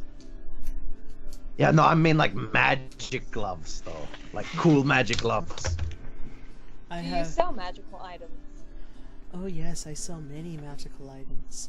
And she points towards the glass case with a few individual rings and other jewelry-based adornments. One of them that you do notice, out of the most, is the ring itself. Looks like it's made out of wood. There's, if you look a little bit closer, you notice that there are several different animals that are kind of surrounding the adornment and kind of like a visual flair to it. You also see another ring, gold in nature with a red jewel in the center. The form of the gold with the jewel in the center looks like it's a fiery looking symbol. And another ring below looks like it's a single feather bent around, and it's made of silver, and it flocks out towards that way. That's the most elven thing I've ever heard described in my life. What do all of these do? I would like to take a look at the ring with the animals around it. As you point towards this ring, and she rises from her chair and she begins to walk around, and she opens the case and pulls. Oh, this one. I love this one. This is the ring of animal friendship. It allows you. And it allows you to be more friendly with animals and speak with them. It's very nice. I have one of my own. She raises her hand, and what you notice is that it's up to her knuckles in rings. I'm just gonna like nudge Begarman and say, "I've got a good present idea." How much does The Begarman's gone. I raise my eyebrow at it and her assortment of rings she has on her. Yeah, it looks like she has every single ring, and it looks like she's made them all, because you also notice on her hands they look kind of well worked, as if she has tinkered and played with the magic herself, and through trial and error she's managed not to hurt herself, but her hands look pretty well worn. She's killed all the Green Lanterns and taken their rings. Alright, I'm gonna ask her, what have you got in the violence department? Oh no, I don't do anything violent. This is a very peaceful little shop.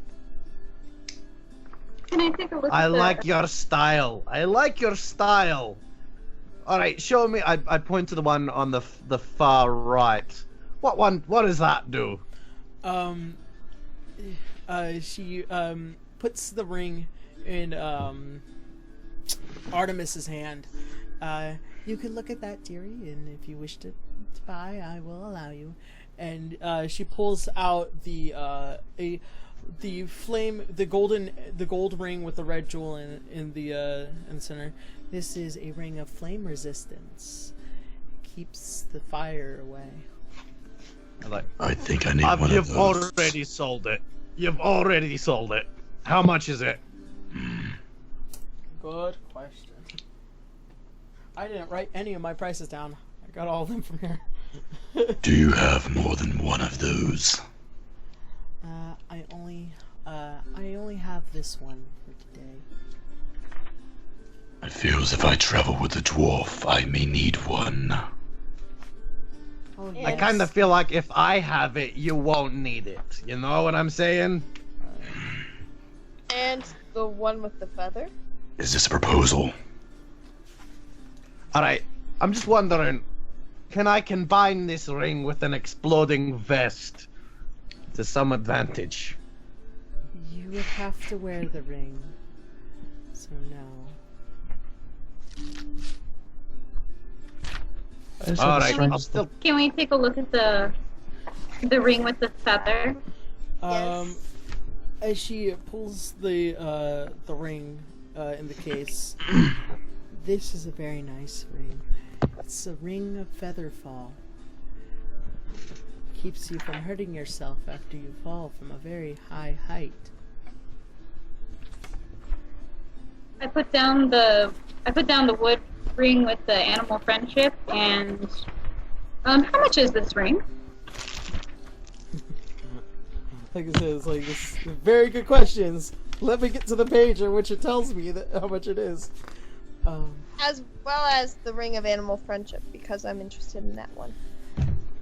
Well, the ring of featherfalls, those are fairly hard to come by, along with the ring of animal friendship. I would say both rings would come out to around 3,000 gold. Individually. And the Ring of Fire Resistance, that one's a little bit more. I would say... Not a little bit more. I would say 1,500. Listen, I've got 1,000 gold on me right now, but I've also got some cool stuff. Do you like smoking? Oh no. I have Cents about are more than 40 enough, pounds of tobacco. How much? I had bought 40 pounds of tobacco ages ago. Man. You've been holding out on me. Yes. You can tell. I'm gonna. Okay. I'm like, okay. Alright, can we make some kind of deal? How? Well, I've got 1,000 gold. That's all I have. But I'll do it. I'll do something for you. Like what? It's not that kind of shop. I don't know what you. I haven't met you yet. You seem like a very respectable person. Maybe you've got problems. I can solve them. Check out the beat as the DJ resolves them. Oh no, my life is very peaceful. I have no problems whatsoever. I can do gardening. I'll garden. I'll paint your roof. Ma'am? As far as you know, that's not a normal roof to be able to paint. Yes, how may I help you? If I perform for you, may I perhaps get a discount? I am a skilled bard. Oh, I do like little melodies. What would you, though? Which one would you want? The Ring of Animal Friendship. Oh, that would be nice. Very well, if you perform something worth my time. I pull out my lyre. Or lyre. However you pronounce an instrument. And I begin to play it. And I begin to sing at the same time. Never gonna give you up. Do a performance check. Do a performance check. Let me see. Is it bad I want to have Braun play along by just like tapping Joseph's head like a bongo drum? Okay, I rolled a 16 plus my modifier of 7. That brings me up to a 23. And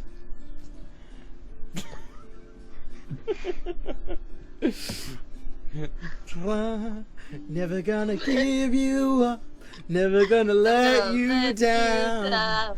Never gonna run around and hurt you. Never gonna make you cry. Never gonna say goodbye. La la la, and hurt you. She kind of feels at peace to this song. She doesn't at all feel annoyed, but at peace. First Rickroll in history. In their history. I would say 2,700 gold then. Very nice. Lovely performance. Oh, thank you. And I hand her the 2,700 gold. Alright. So, for you, the ring of animal... it's actually the ring of animal influence. This ring has 3 charges. It regains 1 3d expended charges daily at dawn. While wearing the ring, you can use an action to expend one of its charges to cast one of the following spells: Animal Friendship, Fear, towards a beast that has an intelligence of 3 or lower, and Speak with Animals. I'm gonna after seeing what Ari's done, I'm gonna walk up to her and say, "All right, if I bust out a really sick freestyle rap. God fucking damn it. Will you lower the price of the ring? It's a song. Which one? Aria, drop me a beat. Instead, Arya like starts beatboxing. and Braun just starts like tapping on Joseph's head in rhythm. This maze I'm in amazes me all the time. Front page of the time, payback with fire. Rhymes, you're on fire. I'm not on fire. I'm the king of rock, there is none higher. As I acquire the skills I require to put you in the line of my fire. What a topic for the cipher. I make you one, but I thought I'm higher. Sizzle of everything. Ring, I'm from the Pentagon. I'll get to the chemicals they bring. I'm practically shit up. I'm practically causes making the sound of fire burning. Resembles the scream of my skull burning. And then with the fire ring, I'm reached the edge of hell. Well, that didn't go Artemis well. starts Let's getting try to second make it well. I'm gonna piss myself. Artemis is getting extreme secondhand embarrassment. I rolled a 14. I'm gonna give you advantage. Braun's I'm just gonna give you fucking advantage. Braun's just like slow clapping in the background, like just right above Joseph. Arya nods her head solemnly. She is very proud. Oh man, I'm never doing that again. Boy. That was a wonderful performance, Dwarf.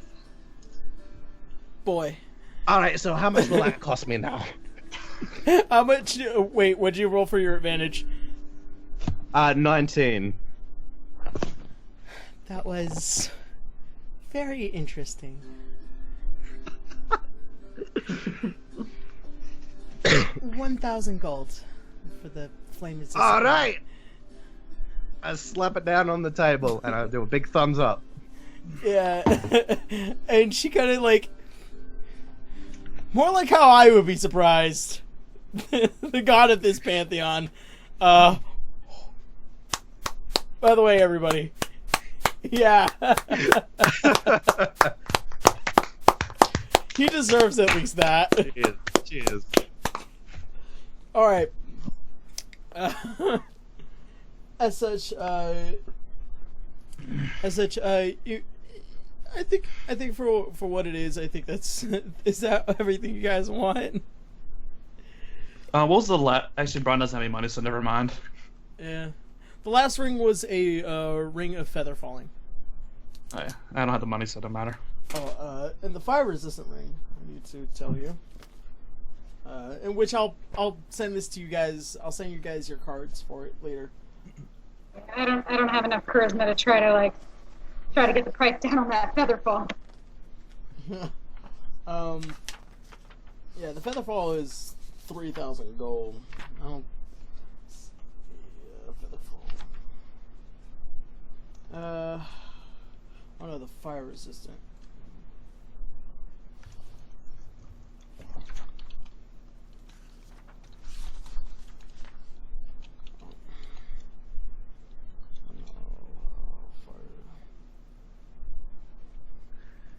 Alright, yeah, it's just as it usually is. So it just resists fire. So any fire damage is halved. Oh, I'm gonna make good use of that. Alright, Ava's currently typing us. She saw that and she was dunked. Alright, is that everything you guys need so far? I think so. Alright, so you guys So you guys end up leaving, as far as you guys know, you've done all your shopping, and you managed to make your way towards the entrance / exit of the Emerald Enclave. So, from that point on... I get some sentimental feelings. Yeah, you kind of feel a little bit of a tear in your eye. Kind of, just like, nope, I'm a big girl now. I'm a big girl now. I'm gonna make it out of this place by myself. Big girls don't cry. And as such, you guys go ahead and make your way back up to the northwest back to Alannon's capital, Aurario. Due to your travel through the caves, you've decided that it would probably be best to do the overnight stay through the main forest trail, and as such, you end up going around it instead of through it. Through this travel, you guys do plenty of talking and conversing, and you guys at this time, after the rest, by the way, you guys, you don't have an exhaustion point. But, Sweet. But, Yay. do keep that in mind. Just wanted to let you all know. You all make your way about, I would say, a little bit almost to the edge of the forest before it is nightfall. And, on foot, it does seem like it kind of took you guys a bit of time, but you can most certainly see the far outskirts of Aurario, which would take you the next half of the day to definitely be able to travel there. So what do you guys want to do? Do you want to camp for the night, or do you want to push forward to Aurario? I think we need a long rest, to be honest.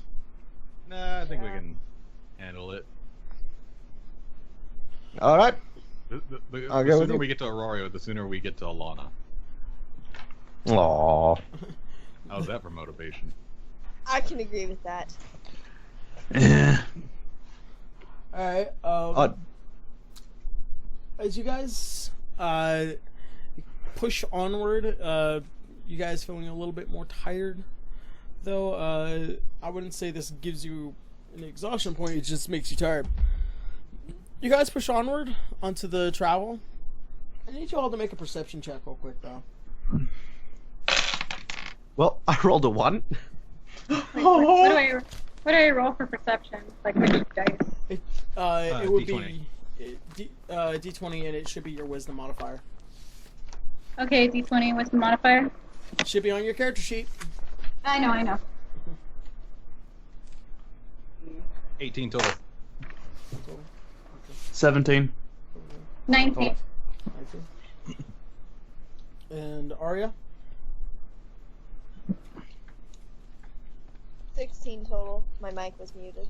Alright. Everyone but Joseph, you guys notice that upon you now in this slightly open field, there are several torchlit fires, both east and west, now coming towards you guys.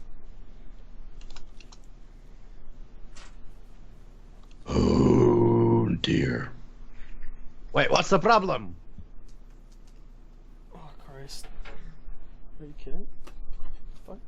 Let's see, you're an orc, not an ogre, correct? Yeah. Yes. Half orc. What in the world? So apparently this died.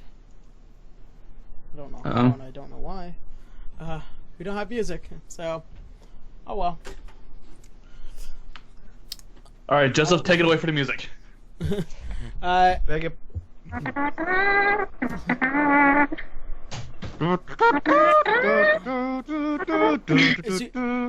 As you guys press onward, you guys notice that these are just torchlights that are coming closer towards you. You kind of press onward for about another 25, maybe almost 30 minutes. She fell out. As you do, you notice that these are now these are horses, strictly now coming right for you guys. Make another perception check. Do I need to use my danger sense ability?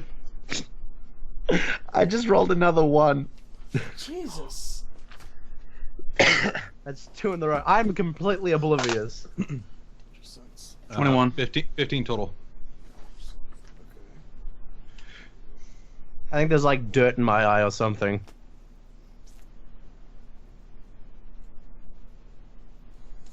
danger sense does not affect Okay. perception. Okay. Can I do a survival check? Or does that not? There's nothing to survival check about. It is strictly perception at this point. Where did Tara go? Okay, can I do another perception check? Well, yeah, that's why I asked everybody. Okay, sorry. I need to Alright. find out. Alright, so I rolled a 20 and then 5. So 25? Oh shit. Or, Did you hear mine, Aaron? Yeah. 21. Okay. Everyone but Sam.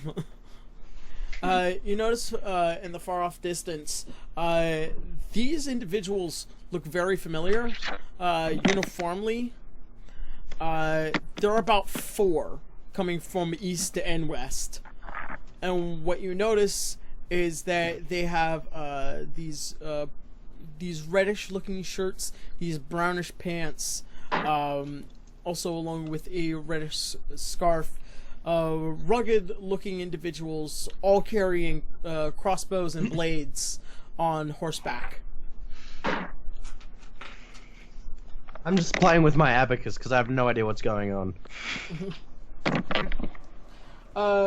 Actually, for you, you notice those rather familiar sounds of a horse hoof trampling into the ground. I freak out a little. I get back. About another minute passes, and suddenly, these individuals is like, "That's them!" And they pull out their crossbows. Everyone, roll for initiative. That's just your D22. All right. which one is that one? Good number. Shit. Initiative's also with the D20, right? Yeah. And that's right. Okay. Fuck. 17. 19. 16. Again. I will let my friends know that I can deflect missiles, so if you want to get behind me, that might be for the best. Mine's 13. 13. Oi, cat, go away. Artemis. Tara, initiative. I literally just got back on because my internet dropped for the past, like, 4 minutes. Yep. A bunch of individuals on horseback are now coming after you guys. So, About to initiative. fuck us up. Wait.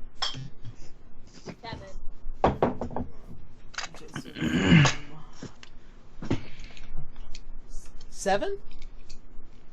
Yep. Oh boy. Don't say oh boy. Oh, I know, I like to say, like, anybody that ends up rolling below 10, I'm like, oh boy. I'm sorry, I don't usually roll that low. Alright, going for them. One.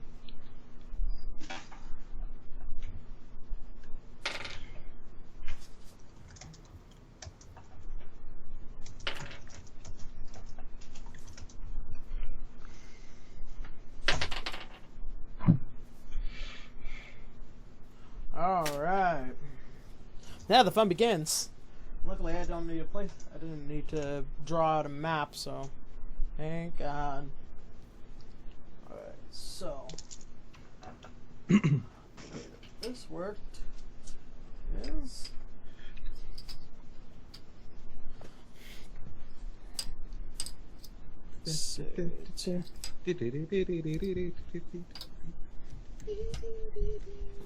right? Dun, dun, dun, dun, dun, And also, this is the first time I was able to use the Elven Druid miniature. Just want to state that for the record. Is that, Actually, you didn't tell me that you had a miniature for me. Well, that's Artemis?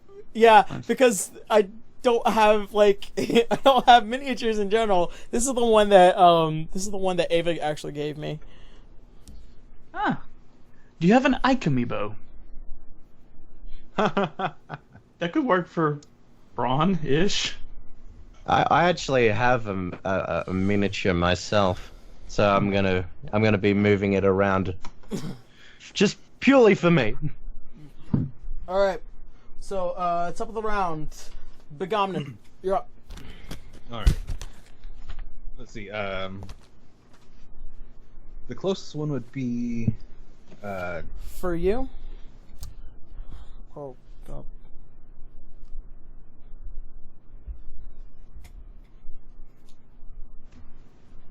The hell? Uh-oh. You guys, apparently Skype has stopped working. I'm going to try and get us back up online. So, in the meantime, please stand by. Give me about a minute. I have no idea how this happened. The hell? Come on.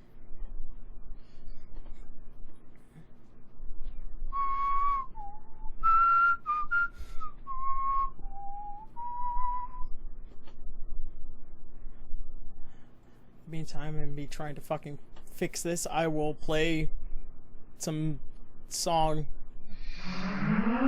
Fucking Christ.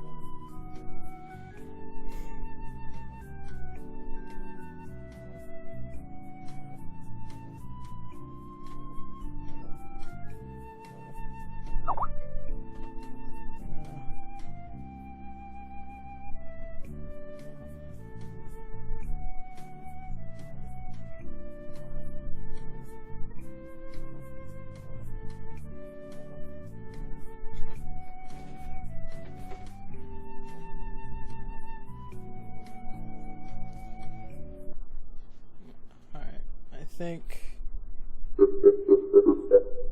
that's loud. Alright, so my internet didn't go out, but everything else did. It was Skype, wasn't it? Yeah, Skype just like... Yeah, fuck. Basically, lately, whenever anyone's Skype crashes, it like kills the whole call. Oh, wow. Since the last update, it's happened to like every call I've been into like this. I have no idea why it's doing that. So when, I guess, Yomi and Jay died at the same time, it probably took Aaron out with it. Probably. Is the Twitch stream still up, at least? Yeah, or... the Twitch is still on. Yeah, the stream is still up. Okay, that's good. Hold on. Also, by the way, I'm back. Oh, hey! Yay! Hey! Yeah, Like, it started going out. It started going out. And I'm like, oh, fuck. Hold on. Let me text Desi real quick because apparently it's like her Skype isn't working now. Yeah.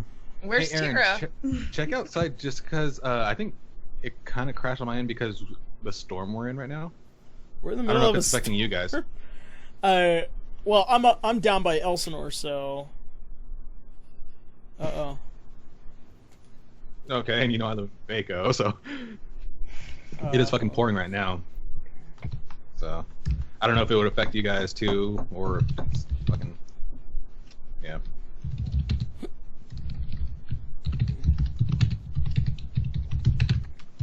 I'm currently messaging her right now. Yeah, she's trying to get back up with her phone. So I'll give everybody about a minute. Ava is here to currently spectate. Yep, Yeah. I am going to be keeping the chat, I guess, on their feet. At least keep them company. you know, show my love. We also lost Tara. She'll be with us soon, I hope. Because Braun needs his Aria. Brawny. You mean Braria? Braria. And I like Broseph. And Broseph. Braria and Broseph are the Braun, Arya, and Braun Joseph ship names now. Yeah, just like Bogami and Alana's Buglana, apparently. Alana, yeah. Yeah. Yeah, I'm just glad. I'm also like Scorched Axe. Like one of my biggest problems currently, especially when it comes down to Skype, is shit like this always seems to happen. Like, yeah. Well, I mean, we've been fortunate with all our other past games, right? But I think this only happened like once, and like early on, has Skype ever like been a fucking nuisance? But I would, and the other problem is that if I try Discord, it doesn't have the screen share, and on top of that, it drags my computer down so badly because of the I need to upgrade my CPU is what I generally need to do. We'll do. Plus, Discord is a shitty fucking service anyway. What about Hey! I like Discord myself. Aaron, does TeamShare have video? I think Ubu does. Because I know a friend of mine does. His league team always uses TeamShare instead of Skype. TeamSpeak or TeamShare? TeamSpeak. There you go. That's what it's called. I didn't know if it had like a screen share option on it. Yeah, Uvu doesn't have a good screen share option. It's pretty shitty compared to Skype's. So, but once Discord does get the screen share option, then I will be there all the time. Yeah, that's true. Yeah, that would make life so much more goddamn easier, to be honest. Yeah. Do you want to just take a break and roll the videos until we can get them all back up? I think this would be an okay break right now. Yeah, okay. And I just looked at a. Instead of Cormorant, I saw someone in the chat apparently trying to kill. I'm hoping it's not me, Hawk. Hope it's a different Hawk they're trying to kill. Or my Hawk. Yeah. Also, which, by the way, if you notice, your I saw collection, your Pokemon collection has extended. I am the trainer of the team. Yes, thank you for putting Rial in there. I appreciate it. Yeah, I mean, eventually, as time goes on, like you'll end up having a place in which you need to start keeping like which one do you want to take with you, especially for certain situations. I will have a barn of companions. Also, just saying, Aaron, with the whole subject of Pokemon, I love your fucking little Pikachu SP in the background. Oh yeah. Yes. I want it. A lot of people wanted it. It's my favorite one.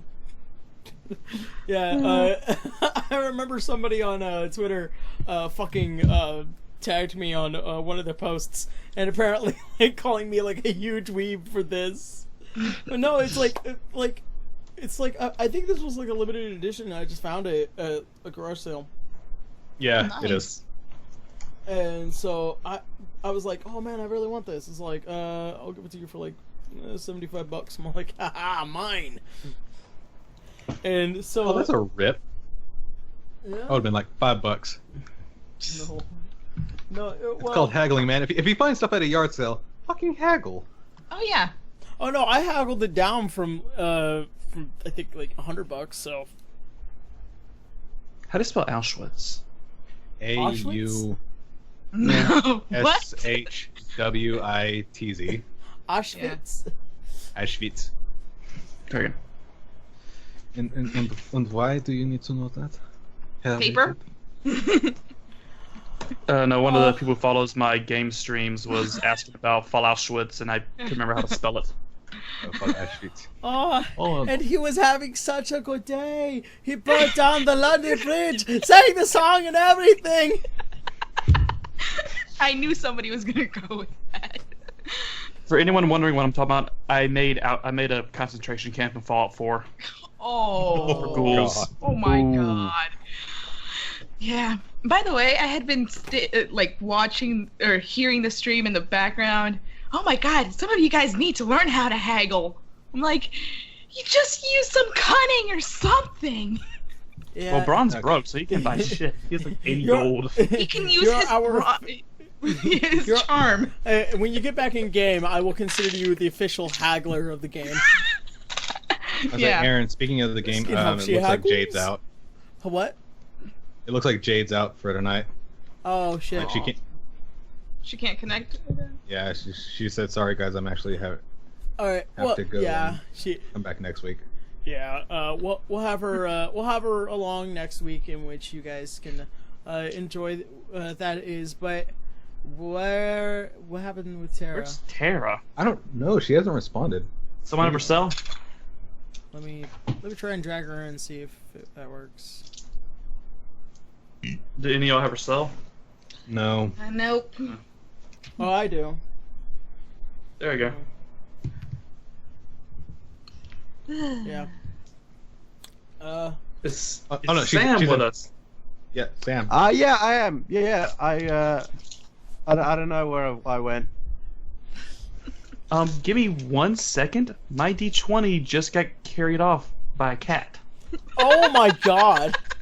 Fucking this is the greatest break ever. JoJo. It's the cursed D20. You know it's what? the cursed one also.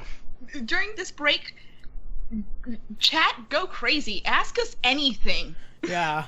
I'm back. I got it. I'm just saying, we don't get to interact with the chat that much, and we do sometimes in between our games. But if you guys want to ask us anything of like where we fucked up or what we could have done, I would like to know where I could have improved on. At least so far. Here's the answer to your first question. Yes, you always stick it in the pooper. Oh shit! Oh boy. No. No. Tell him we died in a LARPing accident. Oh god, Tara. All right. Unfortunately, Squidward. Unfortunately, I'll tell them you all died in a LARPing accident. I was kind of really hoping that we would have been in Aurario by now. Actually, probably like 30 minutes ago. But due to circumstances, Desiree ended up having to leave for the rest of the night. She'll probably be back next week. She'll probably be hanging out, and then I'll let her, off the chain. Then, anyways, from this point, let's go ahead and say, for the sake of what the fuck, bud. Okay, so this is strange and odd. Apparently this is not powered off, but it just refuses to turn on. Because it's still connected to the speaker, but it's not flicking on, so... Weird. Try turning it off and on. I have. I've been doing it for minutes now, and it's still not doing anything, so I'll figure it out. Have you tried turning it off and on again? I take crap. Alright, so we're gonna go ahead and jump right back into this battle. So Begamnon, you're the first. Alright. Like I said, the one closest to Begamnon, would it be the one to his left or right? It would be, from me, my right. So it would go that way. Okay. Well, I'm going to pull out both my swords and... Well, wait. Did they say that they were trying to attack us? They said that is them, and that's as far as you guys know. Alright. Well then, before jumping to conclusions like we normally do, can I call out to them and say, what is it that they want from us? You do that. They seem to just ignore you and are still coming at you. Ah, fuck it. Pull out both my swords and attack. Business as usual, then. Yep. And first roll is a 10 total. That misses. Next roll is a 15 total. And that, I believe, that hits. Go ahead. Okay. Damage is 6. And I'm gonna attack that one with the platinum sword. Oh no, with the platinum sword it gets an additional 5 damage. So that 6 turns into 11. Alright. as you take your first blade and try to attack this somewhat fast-moving individual, you end up missing, and with your second, you end up actually cutting into the horse itself and a bit of this guy's leg, kind of knocking him off to the side. I would say right about here.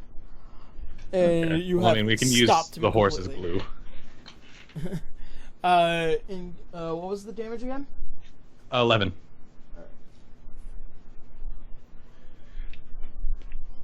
All right. He's not pinned by the horse, but he was pretty well damaged. All right. Next up is Joseph. All right. Also, currently to the horses around you, you are considered fear, and you cannot innately go towards them. Yeah. Okay, I'm gonna take a bag of my caltrops and like throw it in the path of the like 20 caltrops and throw it in the path of like the running horses coming towards us. Make a dexterity check since you're throwing it. I'll say Right. we can't move forward if that's the case. You cannot go forward towards them. 16 plus 5, that is 21. All right. You managed to put a good amount of caltrops around.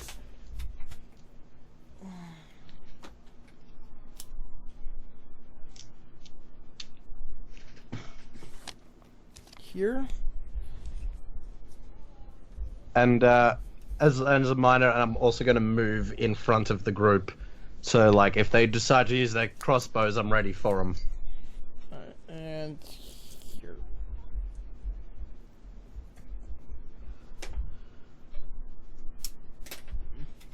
All right. Let's see.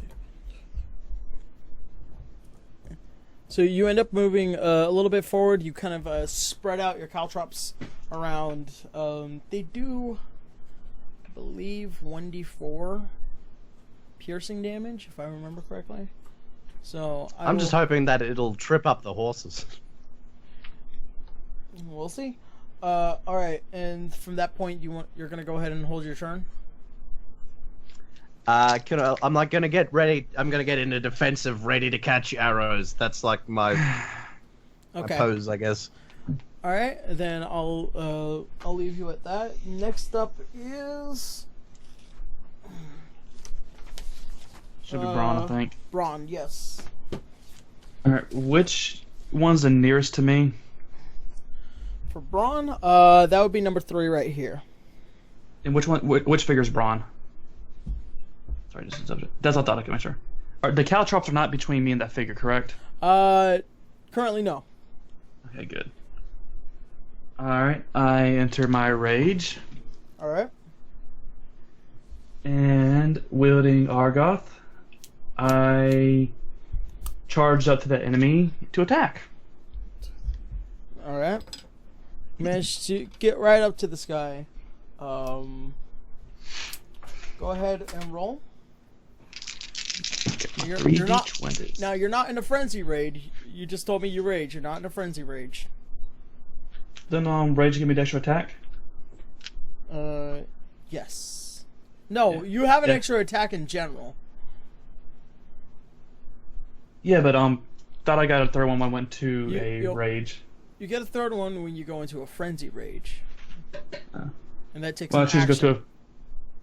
go to okay. Or I believe it does. Or it takes a bonus action.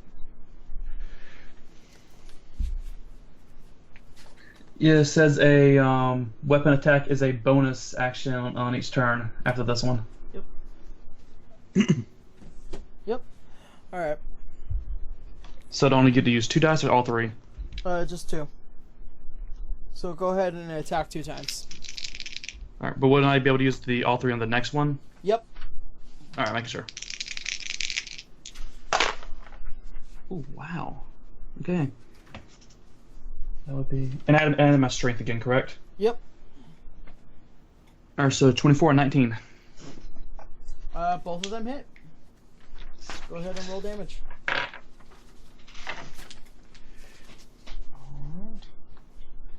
Sam! What the hell was that? A shout out. Alright, first one does 8. Plus my, that's a +1, so that's 9, and just rage again.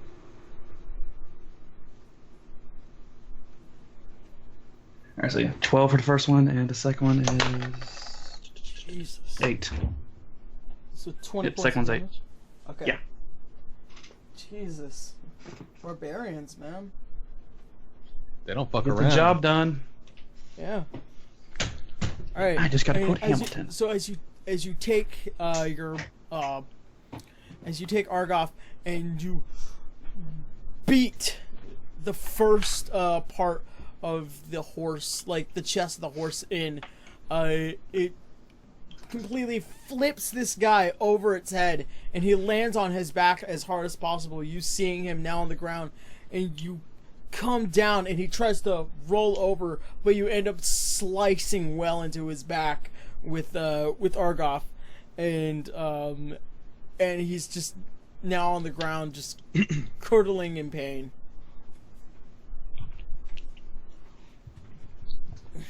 Oh, I'm so gruesome. All right. Next up is Arya.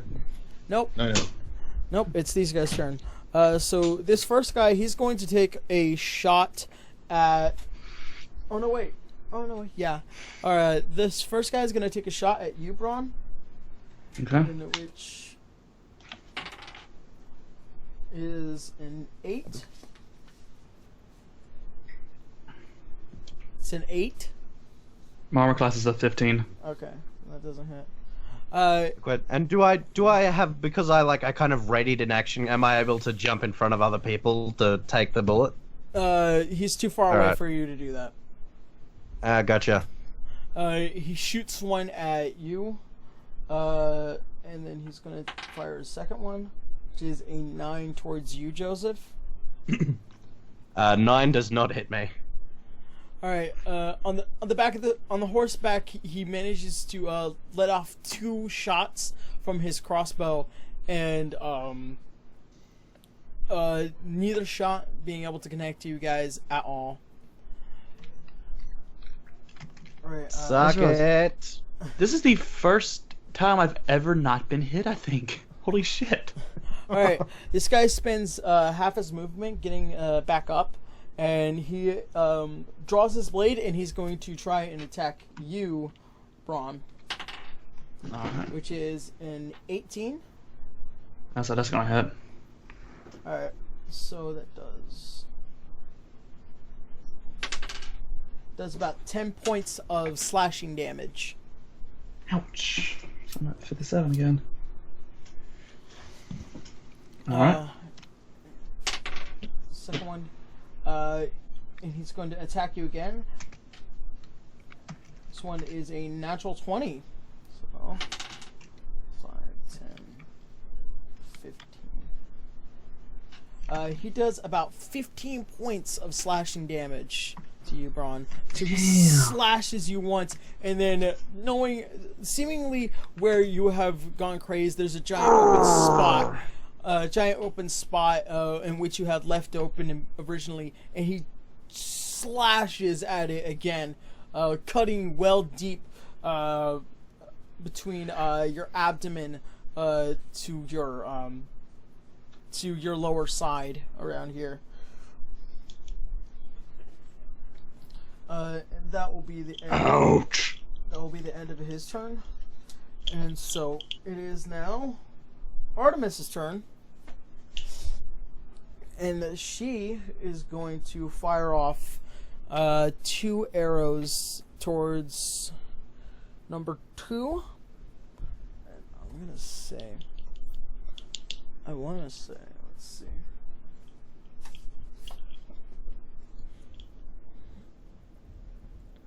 I would say she's perfectly in place, and also number 3, so The first one is a 19 plus 4. That hits, and the second one does not. So she deals about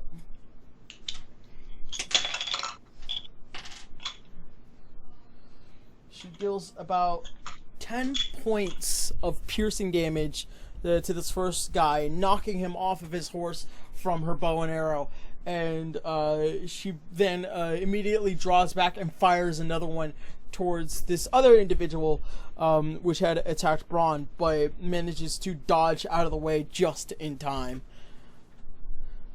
So from that, this first guy is going to spend the first half of him getting up, and he's going to take a step towards you, Begamnon, and he's going to attack you twice.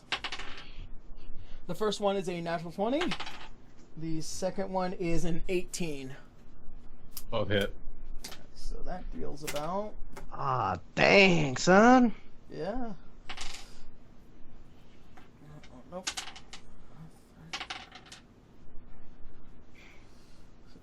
Let's see.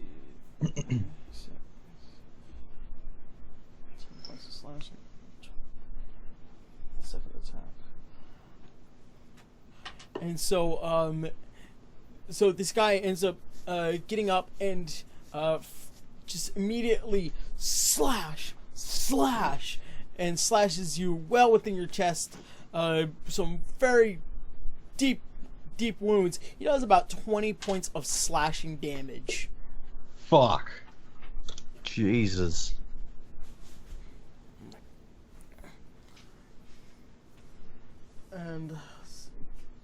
And that will end his turn.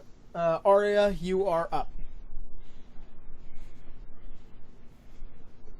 Some are still on horseback. Only this guy is on horseback. Okay. I'm going to test out my new ring here. I'm going to use my ring of animal friendship or influence or whatever you called it. Animal influence. To try and convince the horse to be on our side and buck this guy off. I need to check the range of that spell real quick. I wonder if it's even close enough to do it. Animal friendship, right? Yeah. Animal friendship. I think it says animal influence. Well, that's what the ring is called, but the spell animal. Okay. The spell is also charm animal. Oh, okay. Never mind. 5, 6. It only goes up to about 30 feet. It would have to be well within your range in order for it to work. Can I get closer? You can if you want to. I want to get close enough to be in range. 6. 1, 2. It is, well, you move close enough for it to be well within range. So, using the spell from your ring of animal friendship, animal influence, you tried to convince this horse. So go ahead and roll a d20, and add your charisma modifier. Okay. Let me double check. I think my charisma modifier is 5. Yes, it is. Okay. Let me roll my d20. Okay, I rolled a 16 plus 5. That's a 21. So, as you mentally try to initiate this conversation with this horse, and it now stopped, and the guy kind of was like, "Come on!" Noticing now that this guy's a fucking asshole, and so it just begins to start bucking back and forth. Oh, you pretty boy, you don't need to be treated that way. You're a good horse. Yeah, so I look at it. I've just seen this horse betray its master and go, see the traitors, you can't trust them! This horse is on our side. It's on no one's side but the devil. I'm gonna. Do you want to take a bonus action, Arya, to do something? Because this will be just considered your straight up action.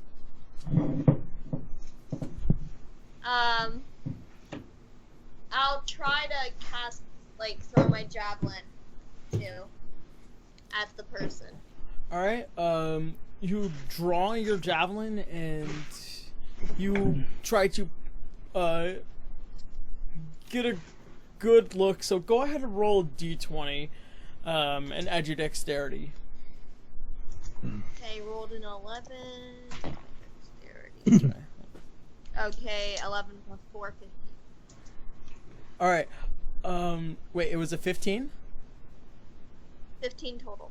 Okay, then that hits, first and foremost.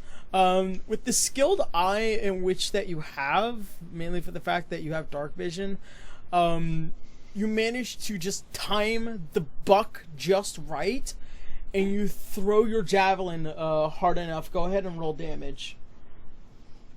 I believe that's a d6 if it's a javelin. Is it? Oh, damn it. Nat 1. 1. Yeah, it's a d6. 1 plus... I think because it, the magical property, it's a plus 3? Plus 3? Was it a plus 3? Okay. Did you write that down? No? Wait a second. Maybe? Maybe. This is one of your equipped items. It should be in your weapons. It's written down somewhere.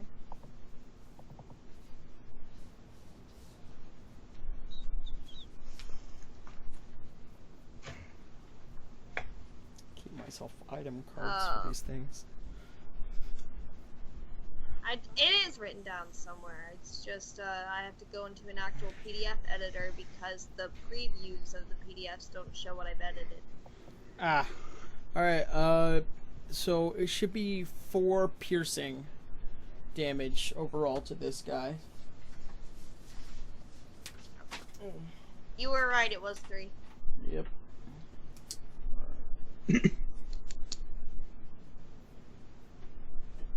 Alright, as you aim it just correctly, you manage to pierce his shoulder, and you manage to knock him off of this now wildly bucking horse. Okay. And never mind. Alright. Does he get any damage from falling? He hasn't fallen far enough in order for him to take falling damage. I mean, if he lives, he might feel a little sore in the morning, but... and with that, that's going to be the end of his turn. And he's going to... Oh, no, wait. Not the end of his turn. Your turn. And he's going to spend half of his movement getting back up from falling prone. The horse has ran away at this point. And it is now considered free. Considered dangerous. So it is now Begonman's turn. Alright. First off, I'm going to get the little bastard that hit me. I'm going to take both my longswords, longsword and then my platinum sword, and just drive it into this little piece of shit. Alright, go ahead and roll. 19 total. 17 total. They both hit. Go ahead and roll damage. Alright. The first one, just the regular longsword, is 6. And then the platinum sword is 12 with the additional 5. That is 17. Jesus. Alright, quick question. How much health does he have at this point? This guy? Hold on, let me math real quick. Let's see. Because if it's close enough, I might as well just use my extra action. Alright, let me see what. Or my action surge. I won't tell you unless you do your action surge. Well, I mean, we could just do overkill, so I'll use the action surge. Alright, go ahead and roll for your next attack. 15. 15? That also hits. Go ahead and roll damage. Alright. 12. Oh boy. Alright. If this dude isn't dead, I'm gonna be pissed. 15, that was 19.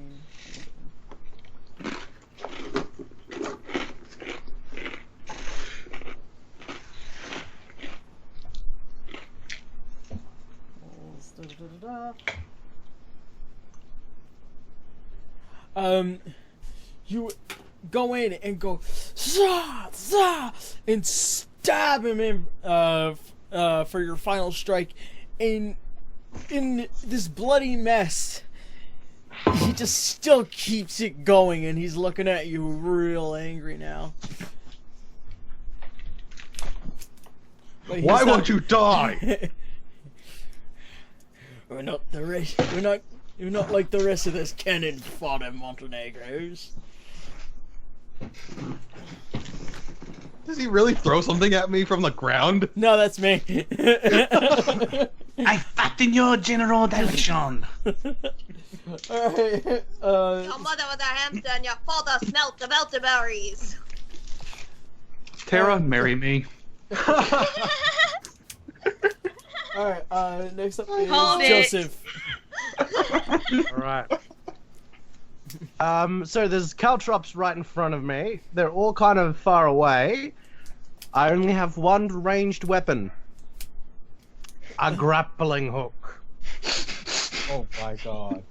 Alright. This is gonna be like one of those zany attacks. I can already feel it. Oh, I'm basically just gonna... Okay, so the dude furthest away from me there, I'm gonna don't touch mine. scorpion him. I'm gonna scorpion him with the grappling hook and try and pull him towards me and hopefully into the caltrops if I can. Are you using your chain? No, just a regular grappling hook. Okay, you're using your grappling hook, but that's a hook. There's nothing attached at the end. There's nothing attached to the end? I thought I had a rope or okay. something with it. Oh, yeah, I assumed it would have. Okay. Does it not? Was it in the book? It just says grappling hook. Then it's But just that the grappling implies hook. like a full... It's just All the right. hook. Okay. How far away from me is he? Like 15 feet? About 20 feet. Okay, I've only got... So hang on, how much chain did I buy? I think about like 20 Oh, I bought 30 feet. Alright, okay, so I can actually get him with the chain. Alright, make a Alright. dexterity check, and then make a strength check. And I need to know if this will work. Okay, dexterity 19. And strength check... 90-20. 25. Bullshit. Tweet me. Tweet. Picture and tweet. I'll tweet you. Alright. But Hang on. for the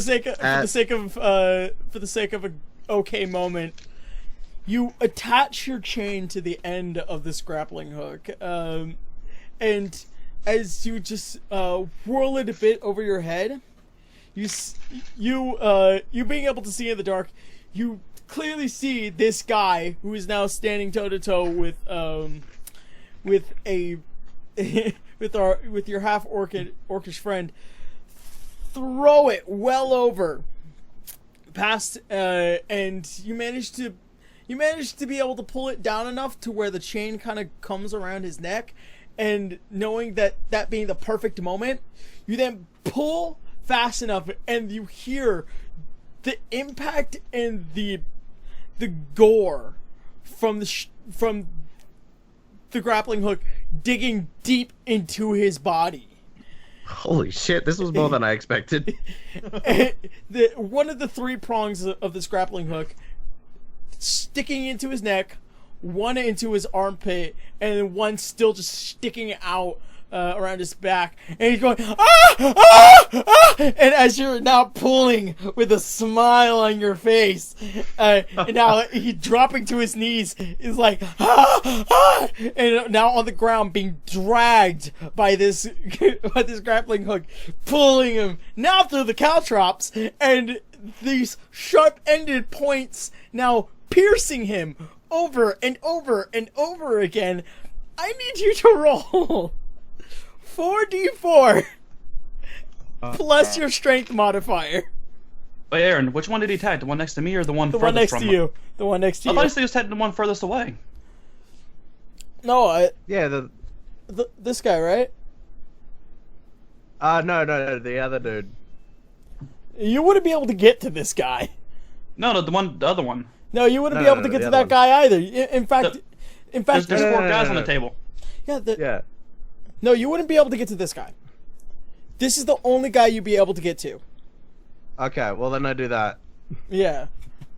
Alright, so do I add my strength modifier to each d4 or just to the total? No, just as a total. Okay. Drag him through the. 3, 4, 3, 2. 3, 4, 3, 2 plus 6. Let me math that. Why did I close my calculator? 3 plus 4 plus 3 plus 2 plus 6 equals 18 damage. Oh, jeez.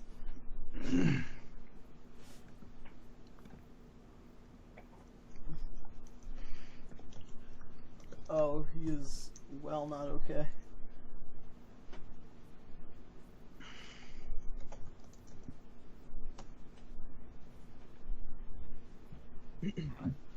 Yeah, he's still alive, though.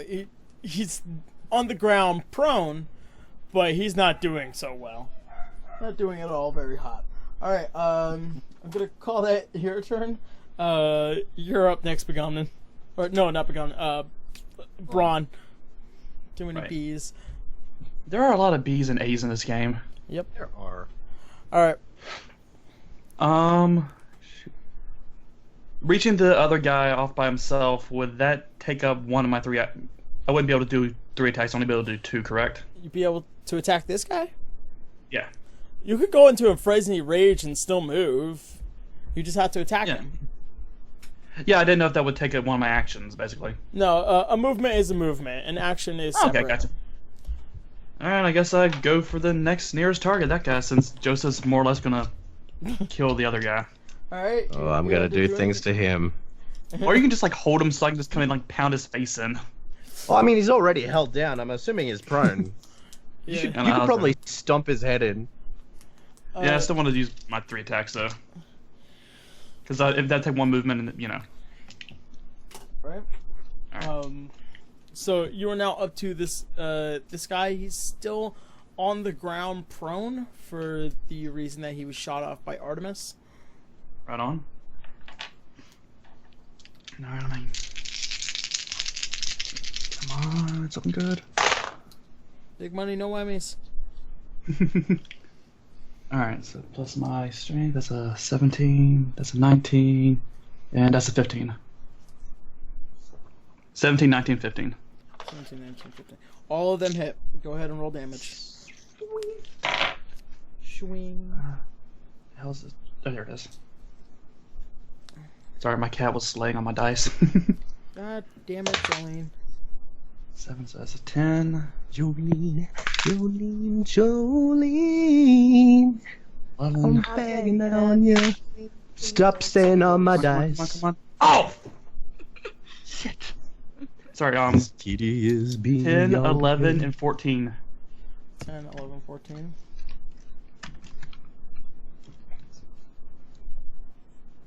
25, 35 point. Oh, Jesus Christ. Fucking barbarians, man! Yeah. Alright. you just on this guy, you just blah, blah, blah, just slam into him about 3 times with Argoff. The third time lifting Argoff up, there's now blood and muck on it. He's not doing too hot. I'm gonna go ahead and Imagine not. I'm gonna go ahead and call that your turn. Overkill.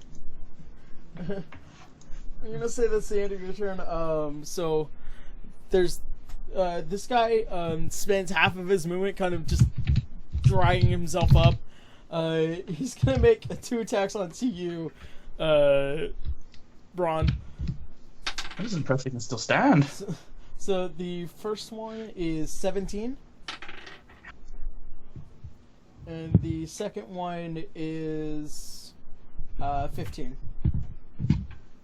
Alright, so both of them hit. As such, as what would be an illusion of pain, he then quickly draws his blade and he slashes you against your stomach and again on your upper torso. He does about...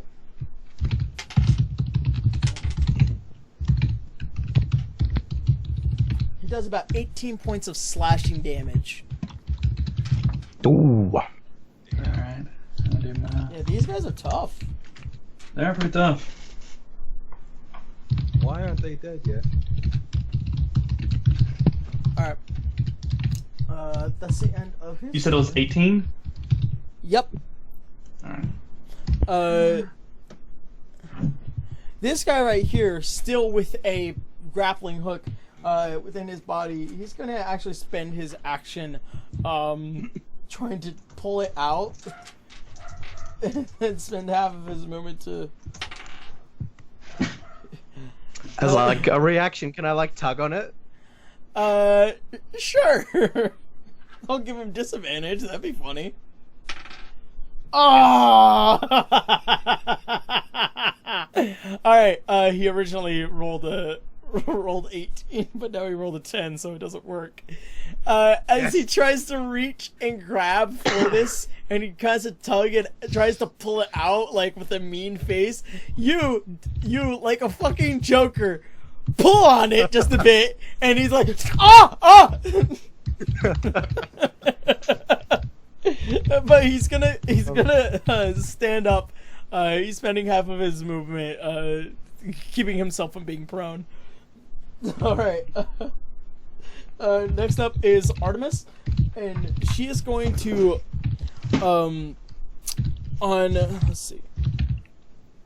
That's a better question. Ooh, no, it wouldn't. I would say for right now, Artemis is going to move over and she's going to cast Grasping Vine. Which what that does is magical.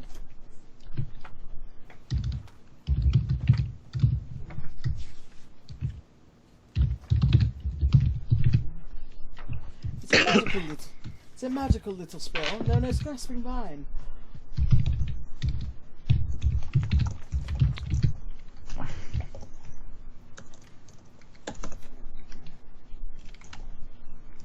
Which she needs to...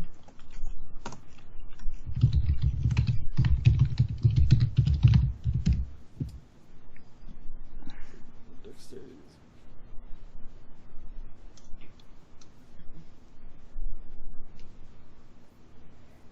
Alright.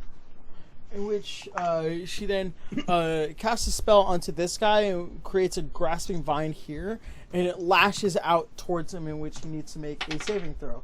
Which he does not succeed. In which the grasping vine then wrap and lash around his legs and his arms, now even pushing the already embedded grappling hook into it, now pulling him into these tendril-like vines that are now sprouting from the ground, pulling him in and now kind of holding him tightly. Oh man. And then I'll consider this a line.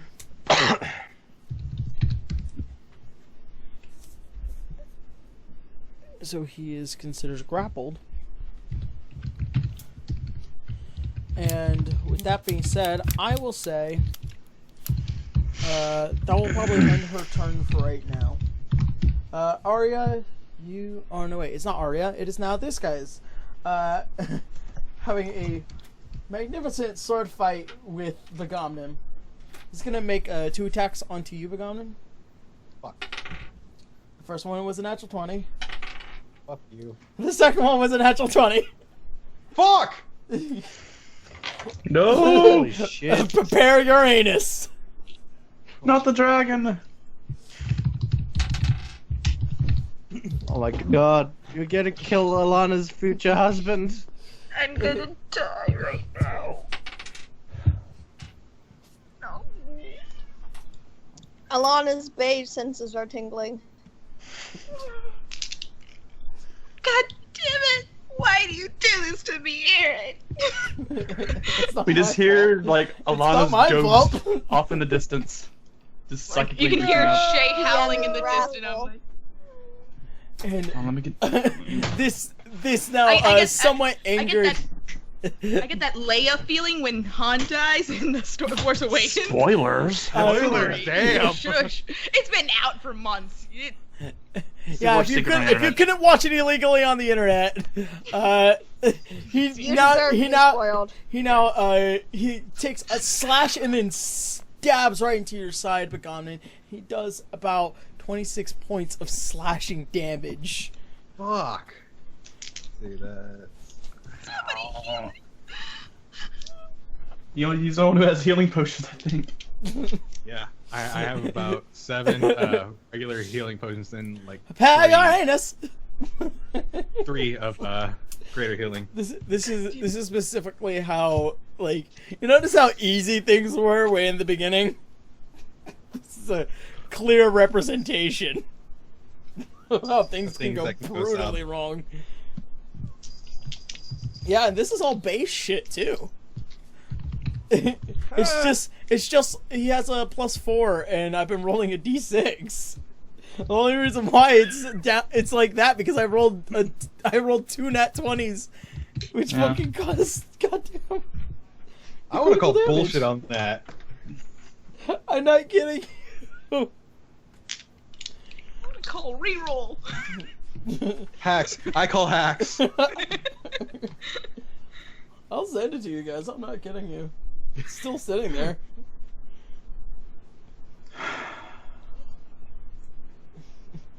I'll take a quick picture. Yeah, but I don't care. Just speak. Let's keep the game going. All right. Next is up is Arya. Yeah, Arya, you're up.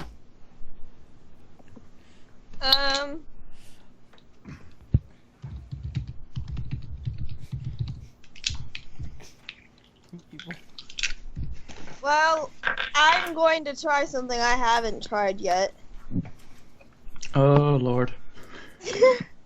No, it's not bad. Just it's kind of similar to what I did with the power of my ring, except I'm going to go to the person who is closest to me, and I'm going to use Charm Person. This guy? I guess. Okay. You walk over and immediately within your mind, like as he's distracted attacking Begomnin, you wrap your hands around trying to charm this man. You don't really want to fight us, do you? Oh, jeez. What does he need to do? Does he need to make a... What's a saving? He needs to make a saving throw. Which one?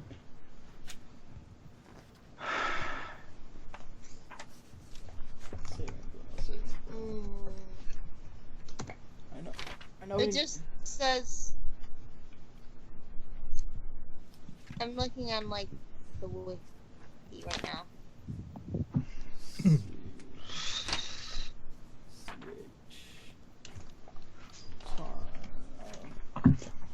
Charm. Command.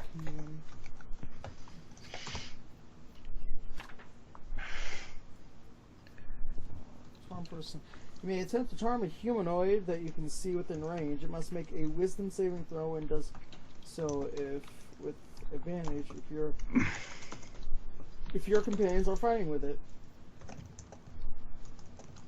If it fails the saving throw, it is charmed until the spell ends.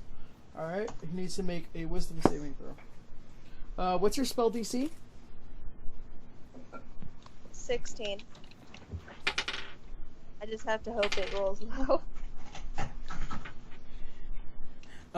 And as you try to charm this individual, he immediately snaps towards you, violent eyes. And he pulls out one of his swords and he begins to point it towards you. Has he actually attacked me yet? It isn't his turn. Okay.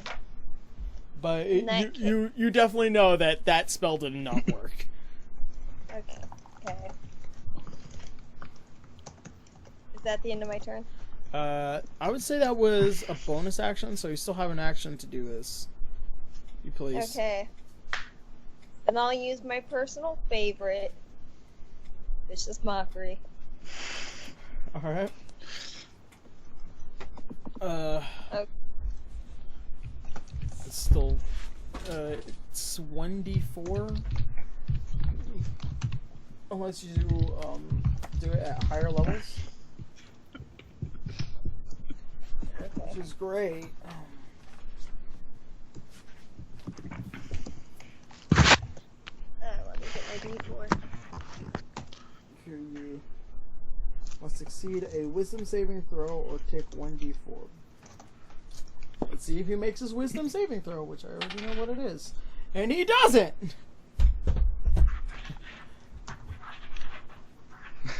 Yeah, by the way, he's looking pretty rough, so you could do it at a higher... Oh, no, wait, it has to be at 5th level, so can't really.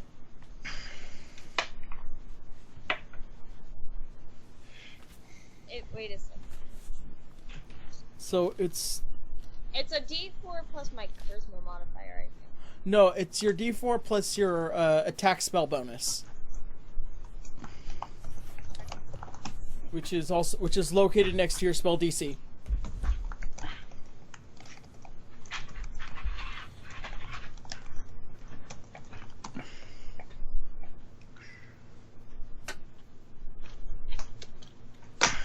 Tara? I'm looking. Stick to your spell DC and your spell sheet. I don't have a spell. Somebody breathe. What? Somebody's just like so done with this. What? It should be next. It should be next on your spell sheet. There should be a number aside from the spell DC. There isn't. What? There is not a number. It is a blank split. It is a blank space, Aaron. Oh. Don't get all pissy with me, Aaron. I'm not trying to get pissy with you. I'm all like, what the Oh my gosh. Alright, hold on. Your spell attack modifiers, your proficiency, and your charisma modifier. So 3, it's plus 8, and 1d4 of psychic damage. So go ahead and roll a d4. And write 8 in that empty spot. Okay, I will. So I can add 8. Good to know. Okay. Okay, 3. So I'm really plus hoping this 8. works. I'm really hoping you're rolling 4. That's 11 total. Oh. Alright, 11 total? Yep. What do you want to say to him? Your mama's so fat, I had to take a train and buses just to get on her good side. You say this to him, and he looks in very much disappointment. And he's looking at the end of that blade like it's looking very comfortable to him, but it's not possessing him to do anything. But he feels very much physical pain. Yeah, I'm just waiting for like the day where Arya does that John Lithgow does in Dexter, when he just like straight up like just busts out like a hard cunt. Oh, Arya should never get a boyfriend. She would kill them. Just with vicious mockery. That's exactly why she should get a boyfriend. Right? No, I'm just waiting for like when Arya like looks into the eyes of the villain and goes, "You cunt." Oh. Was it worth it? Australian vicious mockery. You having a giggle there? Cunt. Alright, so what's yeah, up? mate, love it. Alright, so what do you guys want to Bloody do? right. Alright, I'm gonna say that's gonna end Arya. And next up is this guy, in which he spends half of his movement getting up, and he's going to just go closer towards Arya and Begamnon, and that will be he's gonna actually fire off his crossbow onto Begamnon. Alright, that's the only logical explanation. 16. 20. Not a natural one, just a 20-20. Hits. Alright. It does about 10 points of piercing damage. He fires one off and it just goes well within your back, like, ah! Motherfucker! Shit. How much? 10 points of piercing damage. Ah, Jesus. And with that, that'll be the end of his turn. Begamnon, you're up. Alright. By the way, the guy in front of you isn't looking very well either. Yeah, unfortunately, I have a choice to make. It's, fucking think I'm gonna have to do it. I'm gonna move next to Braun. He is Don't worry about it, well over here. Dude, I'll be right. Fuck you! Why'd you move that way? I've been there the whole fight! Fine. Who's this guy? First, I'm gonna use a potion of greater healing. Okay, go ahead and roll for that. Fuck, what was the rolls for that? Greater healing? Yeah. Good question. Let me get my notes, as I always do. For greater healing, 4d4 plus 4. Okay. Okay, 2, 3, 3, that's 8. 4, that's 12, plus 4, that's 16. Alright. You just downed the health potion, and you're feeling slightly better than usual.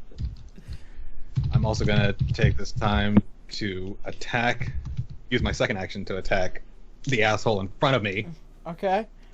Hopefully kill him. He's already not looking very well. That's a high possibility. Okay, well first let me calculate my health. Okay. Alright, and with the platinum sword... 15. That hits. That just hits. Yes, Roll alright. damage. Let me roll for damage. 10 plus 5... 15! That kills him. Fuck yes! You just stab him in the heart, and he kind of looks at you. Oh. And you pull out, and he just topples onto the ground. Wait, we froze. You cut out for a second. Yeah, we cut out. What happened? You stab him right in the heart. He looks Aaron, at you you're like... stuck. It. Shit. Am I? Can you hear me? Still cutting out, dude. Are we losing it? No, I can hear Shit. you guys just fine. You are coming in Yeah. like robot right now. Shit. Yeah, I mean, Fuck. and like the Twitch streams. Yeah, the stream's circling for me, buffering. Yeah. Yeah. Same here. Oh, my internet looks like it's still strong, so probably just the moments All right, of. we're back. It's back. Stream's back. Okay. Yeah, it just came back.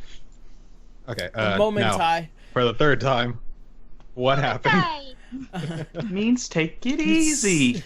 You stab him right into the heart, and he turns and eyes you. Huh. Pulls out, and he just topples onto the ground dead. Little bitch. as you step away with a slight limp. Alright, I'm gonna go ahead and call that as your turn. Next up is Joseph. Alright. I'm gonna basically I've still got this dude attached by a chain. I'm gonna pull it in and make 2 unarmed strikes, but I'm gonna try not to kill him.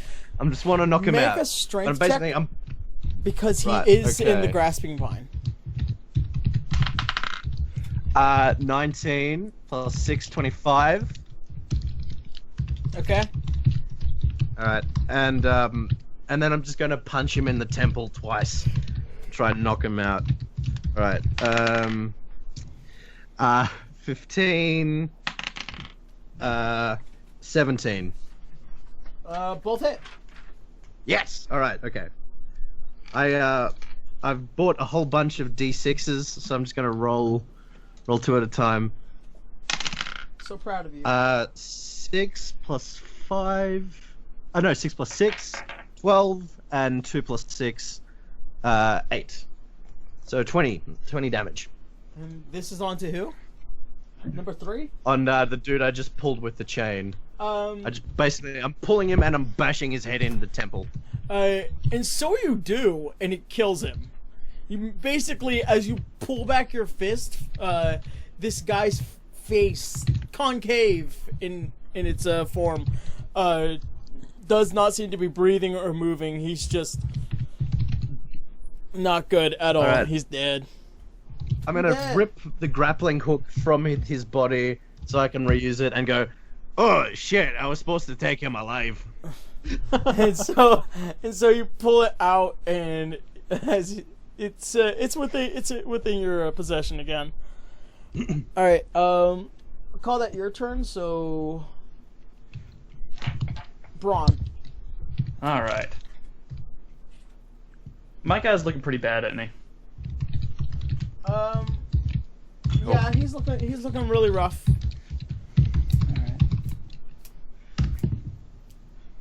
Alright, yeah. Alright. Let's see what we got. Oh shit, yeah. Alright, first one's a 9, that does nothing. Second one is a 17. That and the hits. last one's a nat 20. That one also hits. That's also a critical. So go ahead and roll the first damage, which is normal, and then critical damage, which is you roll the dice, and then you double that, and then you add your strength modifier on top. Okay, roll, double that. Alright, I also have a savage attack, which if I get a critical with a melee attack, I can roll one of the damage dice an additional time. That is true. Go ahead. So, one normal roll, right? Just for the one that did not do crit. Yeah. And then I rolled the damage dice for the crit twice. The damage overall from the first roll will be doubled. So Okay. So you roll once, and I think it's a 12. So say for 12. Say I rolled a 1, it's gonna be a 2, and then plus your 5. So Okay. that would be like a 7, and then add your bonuses and whatnot. Okay. So I'm gonna roll the non-crit one first. Okay. Non-crit rolls a 12, actually. Uh-oh, we lost Tara again. Oh shit. No. Oh no. And everybody's starting to ship us now. Oh god. You had to bring Chat up is just shipping. the shipping went from Braria and Brosif to Arya/Alanna, and then Arya, and everybody's going to Arya x Alanna now. So, yay! The chat wins no matter what. Alright, I'm rolling. Where is that fanfic writer? Yeah, where is Jackie? The crit Jackie, is let's draw as well. If we ever get Uvu, we'll get her. If we ever do an Uvu game, then we'll get her on the chat. Alright, Aaron, the crit roll was a 7, so double that's 14, plus my damage, my strength, which is 5, so it's a 19. Okay. And do I roll it again because of the savage attack? Because it says when I score a critical hit with a melee weapon, I can roll. At this point, he's just he's pudding, isn't he? Yeah. But I mean, blood pudding is amazing pudding. Yeah. In your frenzied rage of Oh shit! I forgot to work this now. Okay, cool. Yeah. Go ahead. In your frenzied rage, you, considering how this guy had stabbed into you a couple of good times,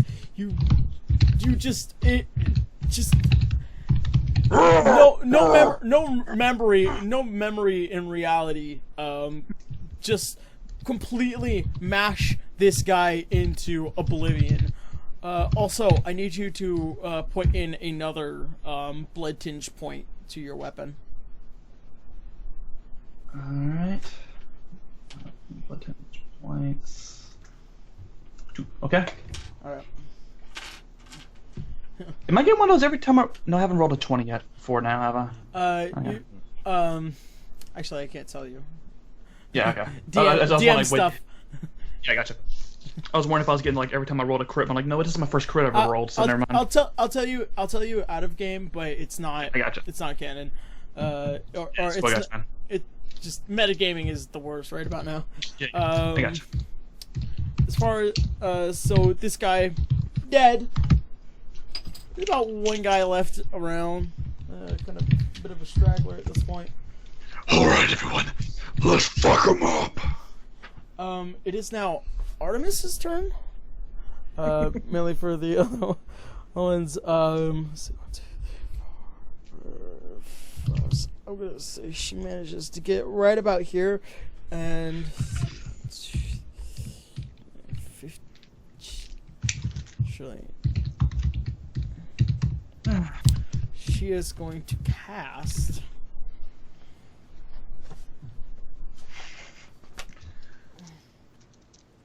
I'm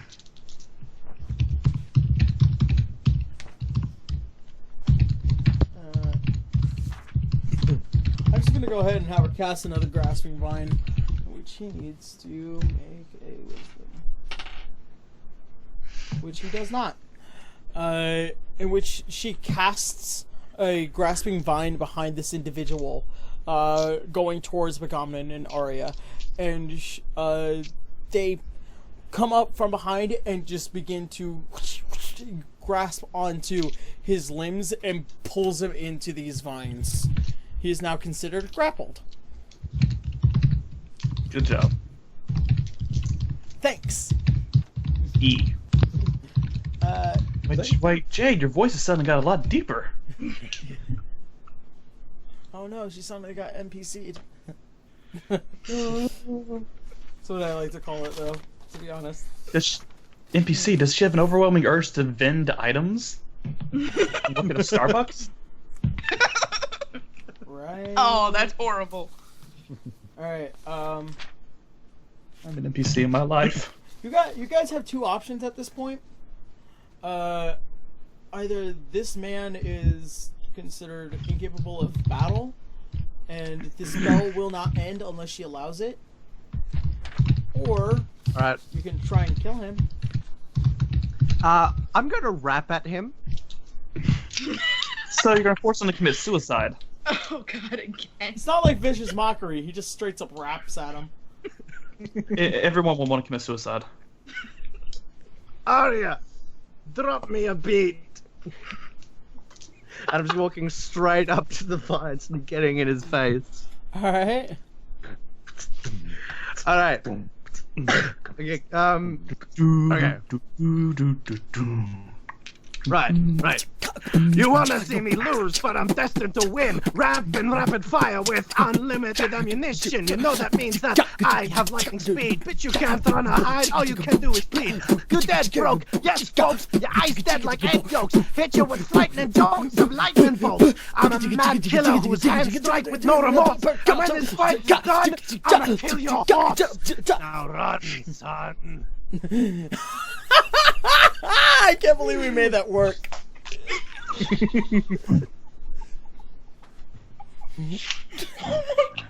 I can't believe we made that work. I can't believe I got to be in this. Oh my god. Everyone knows I'm incredibly white. You can probably tell.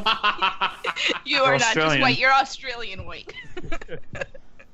My half South African, half Australian white. That is like the whitest you can be. You rap at him. He looks at you angrily.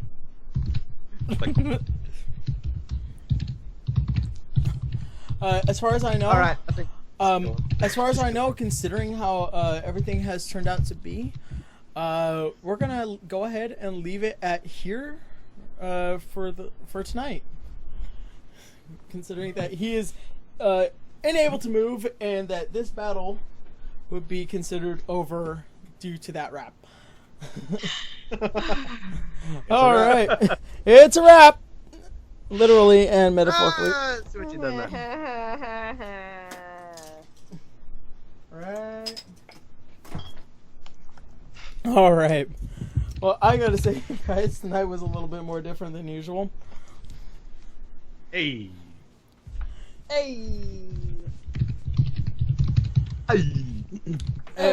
Hey, this is also something that I told you, Tara, is like, remember it was like, well, you gotta find it first. And well, you did. Yeah, I know.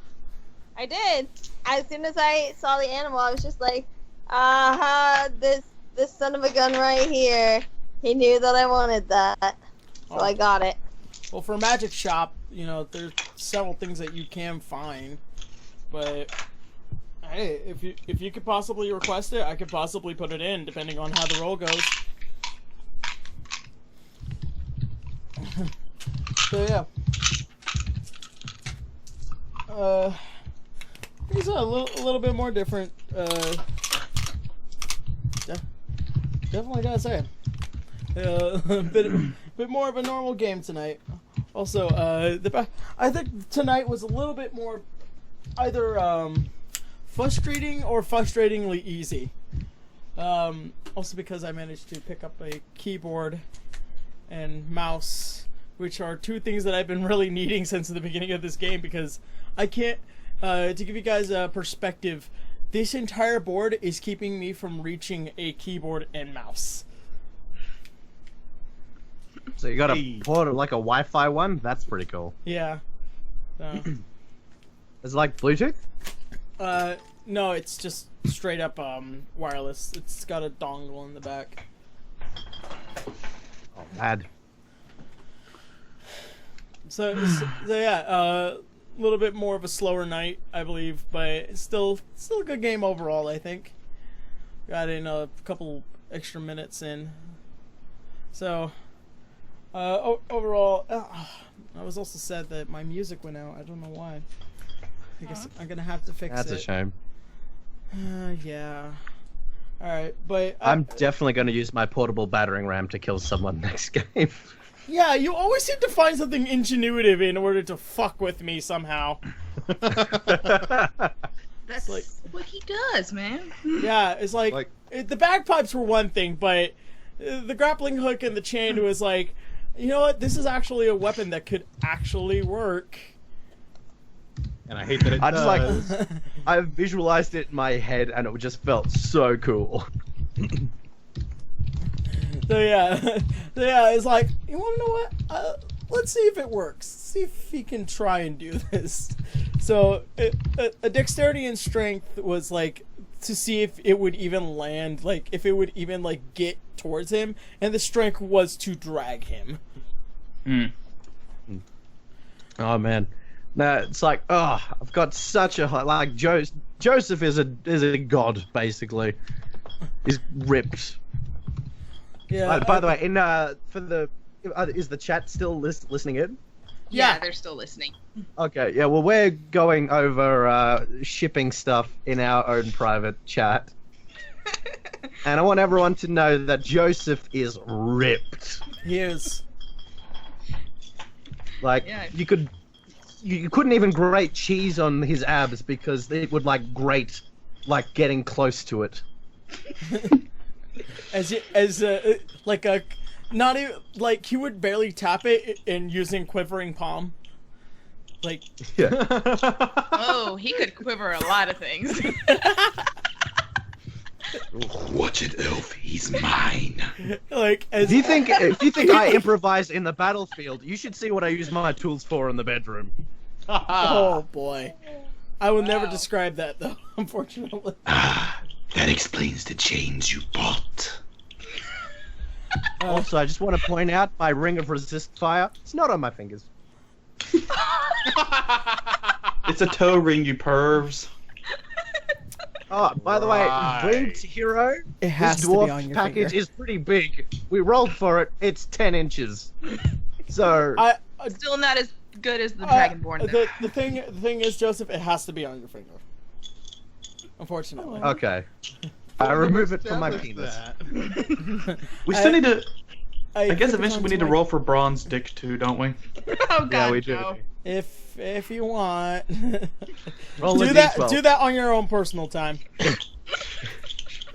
How would we roll for girth? Oh god, no. On your personal time, gentlemen. A 1d5. Can we just get a confirmed penis size?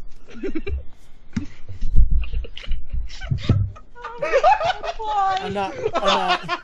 Not only is Yaro done, I am done. It's that point at the end of the night where I'm like,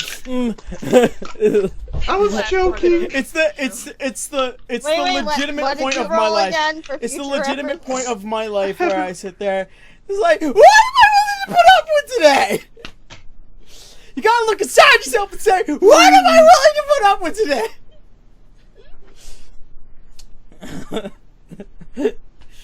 And sometimes at the end Lord, of that, it is describe not that dick. fucking this. Ron doesn't want to break the game god, so he'll wait. Yeah. Oh god. Do it on your personal time. Do it after the stream. I won't point out any discrepancies in penis size here. Anyways. You guys. So thank you guys so much for joining us again on one of our ridiculous adventures here on D6. Anybody have any closing goodbyes, statements? Yeah, sorry for not being able to join in game today, guys. Had to do some things, you know, moving to Dallas soon, so yeah. But definitely check me out in my channel. I have a new video that I posted up like not too long ago. And right now I'm in the middle of working on another script. Yomi and Hawk have been helping me with it too. Well, at least in the motivation part. So, if you like Bakano, you're gonna love it. So, yeah, and Yomi, did you talk about your project? Vaguely, which is still like, if you want to find out what it is, you gotta come to my streams, because that's the only time I talk about it. Yep. So, yeah, definitely check those out. That's it for me. And See you guys next week. everybody, I'd like to remind you about Moonshoes Productions. Marvelous. Please go to the Facebook page, check it out. If you don't, I might kill myself. Don't you No, dare. don't. I need my I'm not bros. Joseph. Joseph. Not. Oh man, that was a horrible joke. No, Joseph will live on in our hearts. just go click it. and Click our it. butts. All right. Bucko no Pico. Oh, there's a God, story. No. All right. Let's see, closing statements from me. I have the longest dick, and Joseph and I match each other's girth. We haven't rolled for mine yet. You know what? I still don't know maintain he has penis size to- either. Clit size. Clit size. I maintain that Oh. Begaman has to roll for his second one. I'll do that later. After the stream, guys. We'll do it after the stream. We'll post it in the chat. We'll post it in the chat. Okay. Well, the chat's gonna be gone then, dude. We'll tell you guys next week. Trust me, even if I don't, they will. Dan is gonna watch this and he's gonna be like, "These fucking morons! I can't believe I'm having him on my show on Tuesday." Well, to be fair, it's not you, it's us. Yeah, but I'm the one that has to put up with you. True, but you chose it. I did. All right. So you should. All right.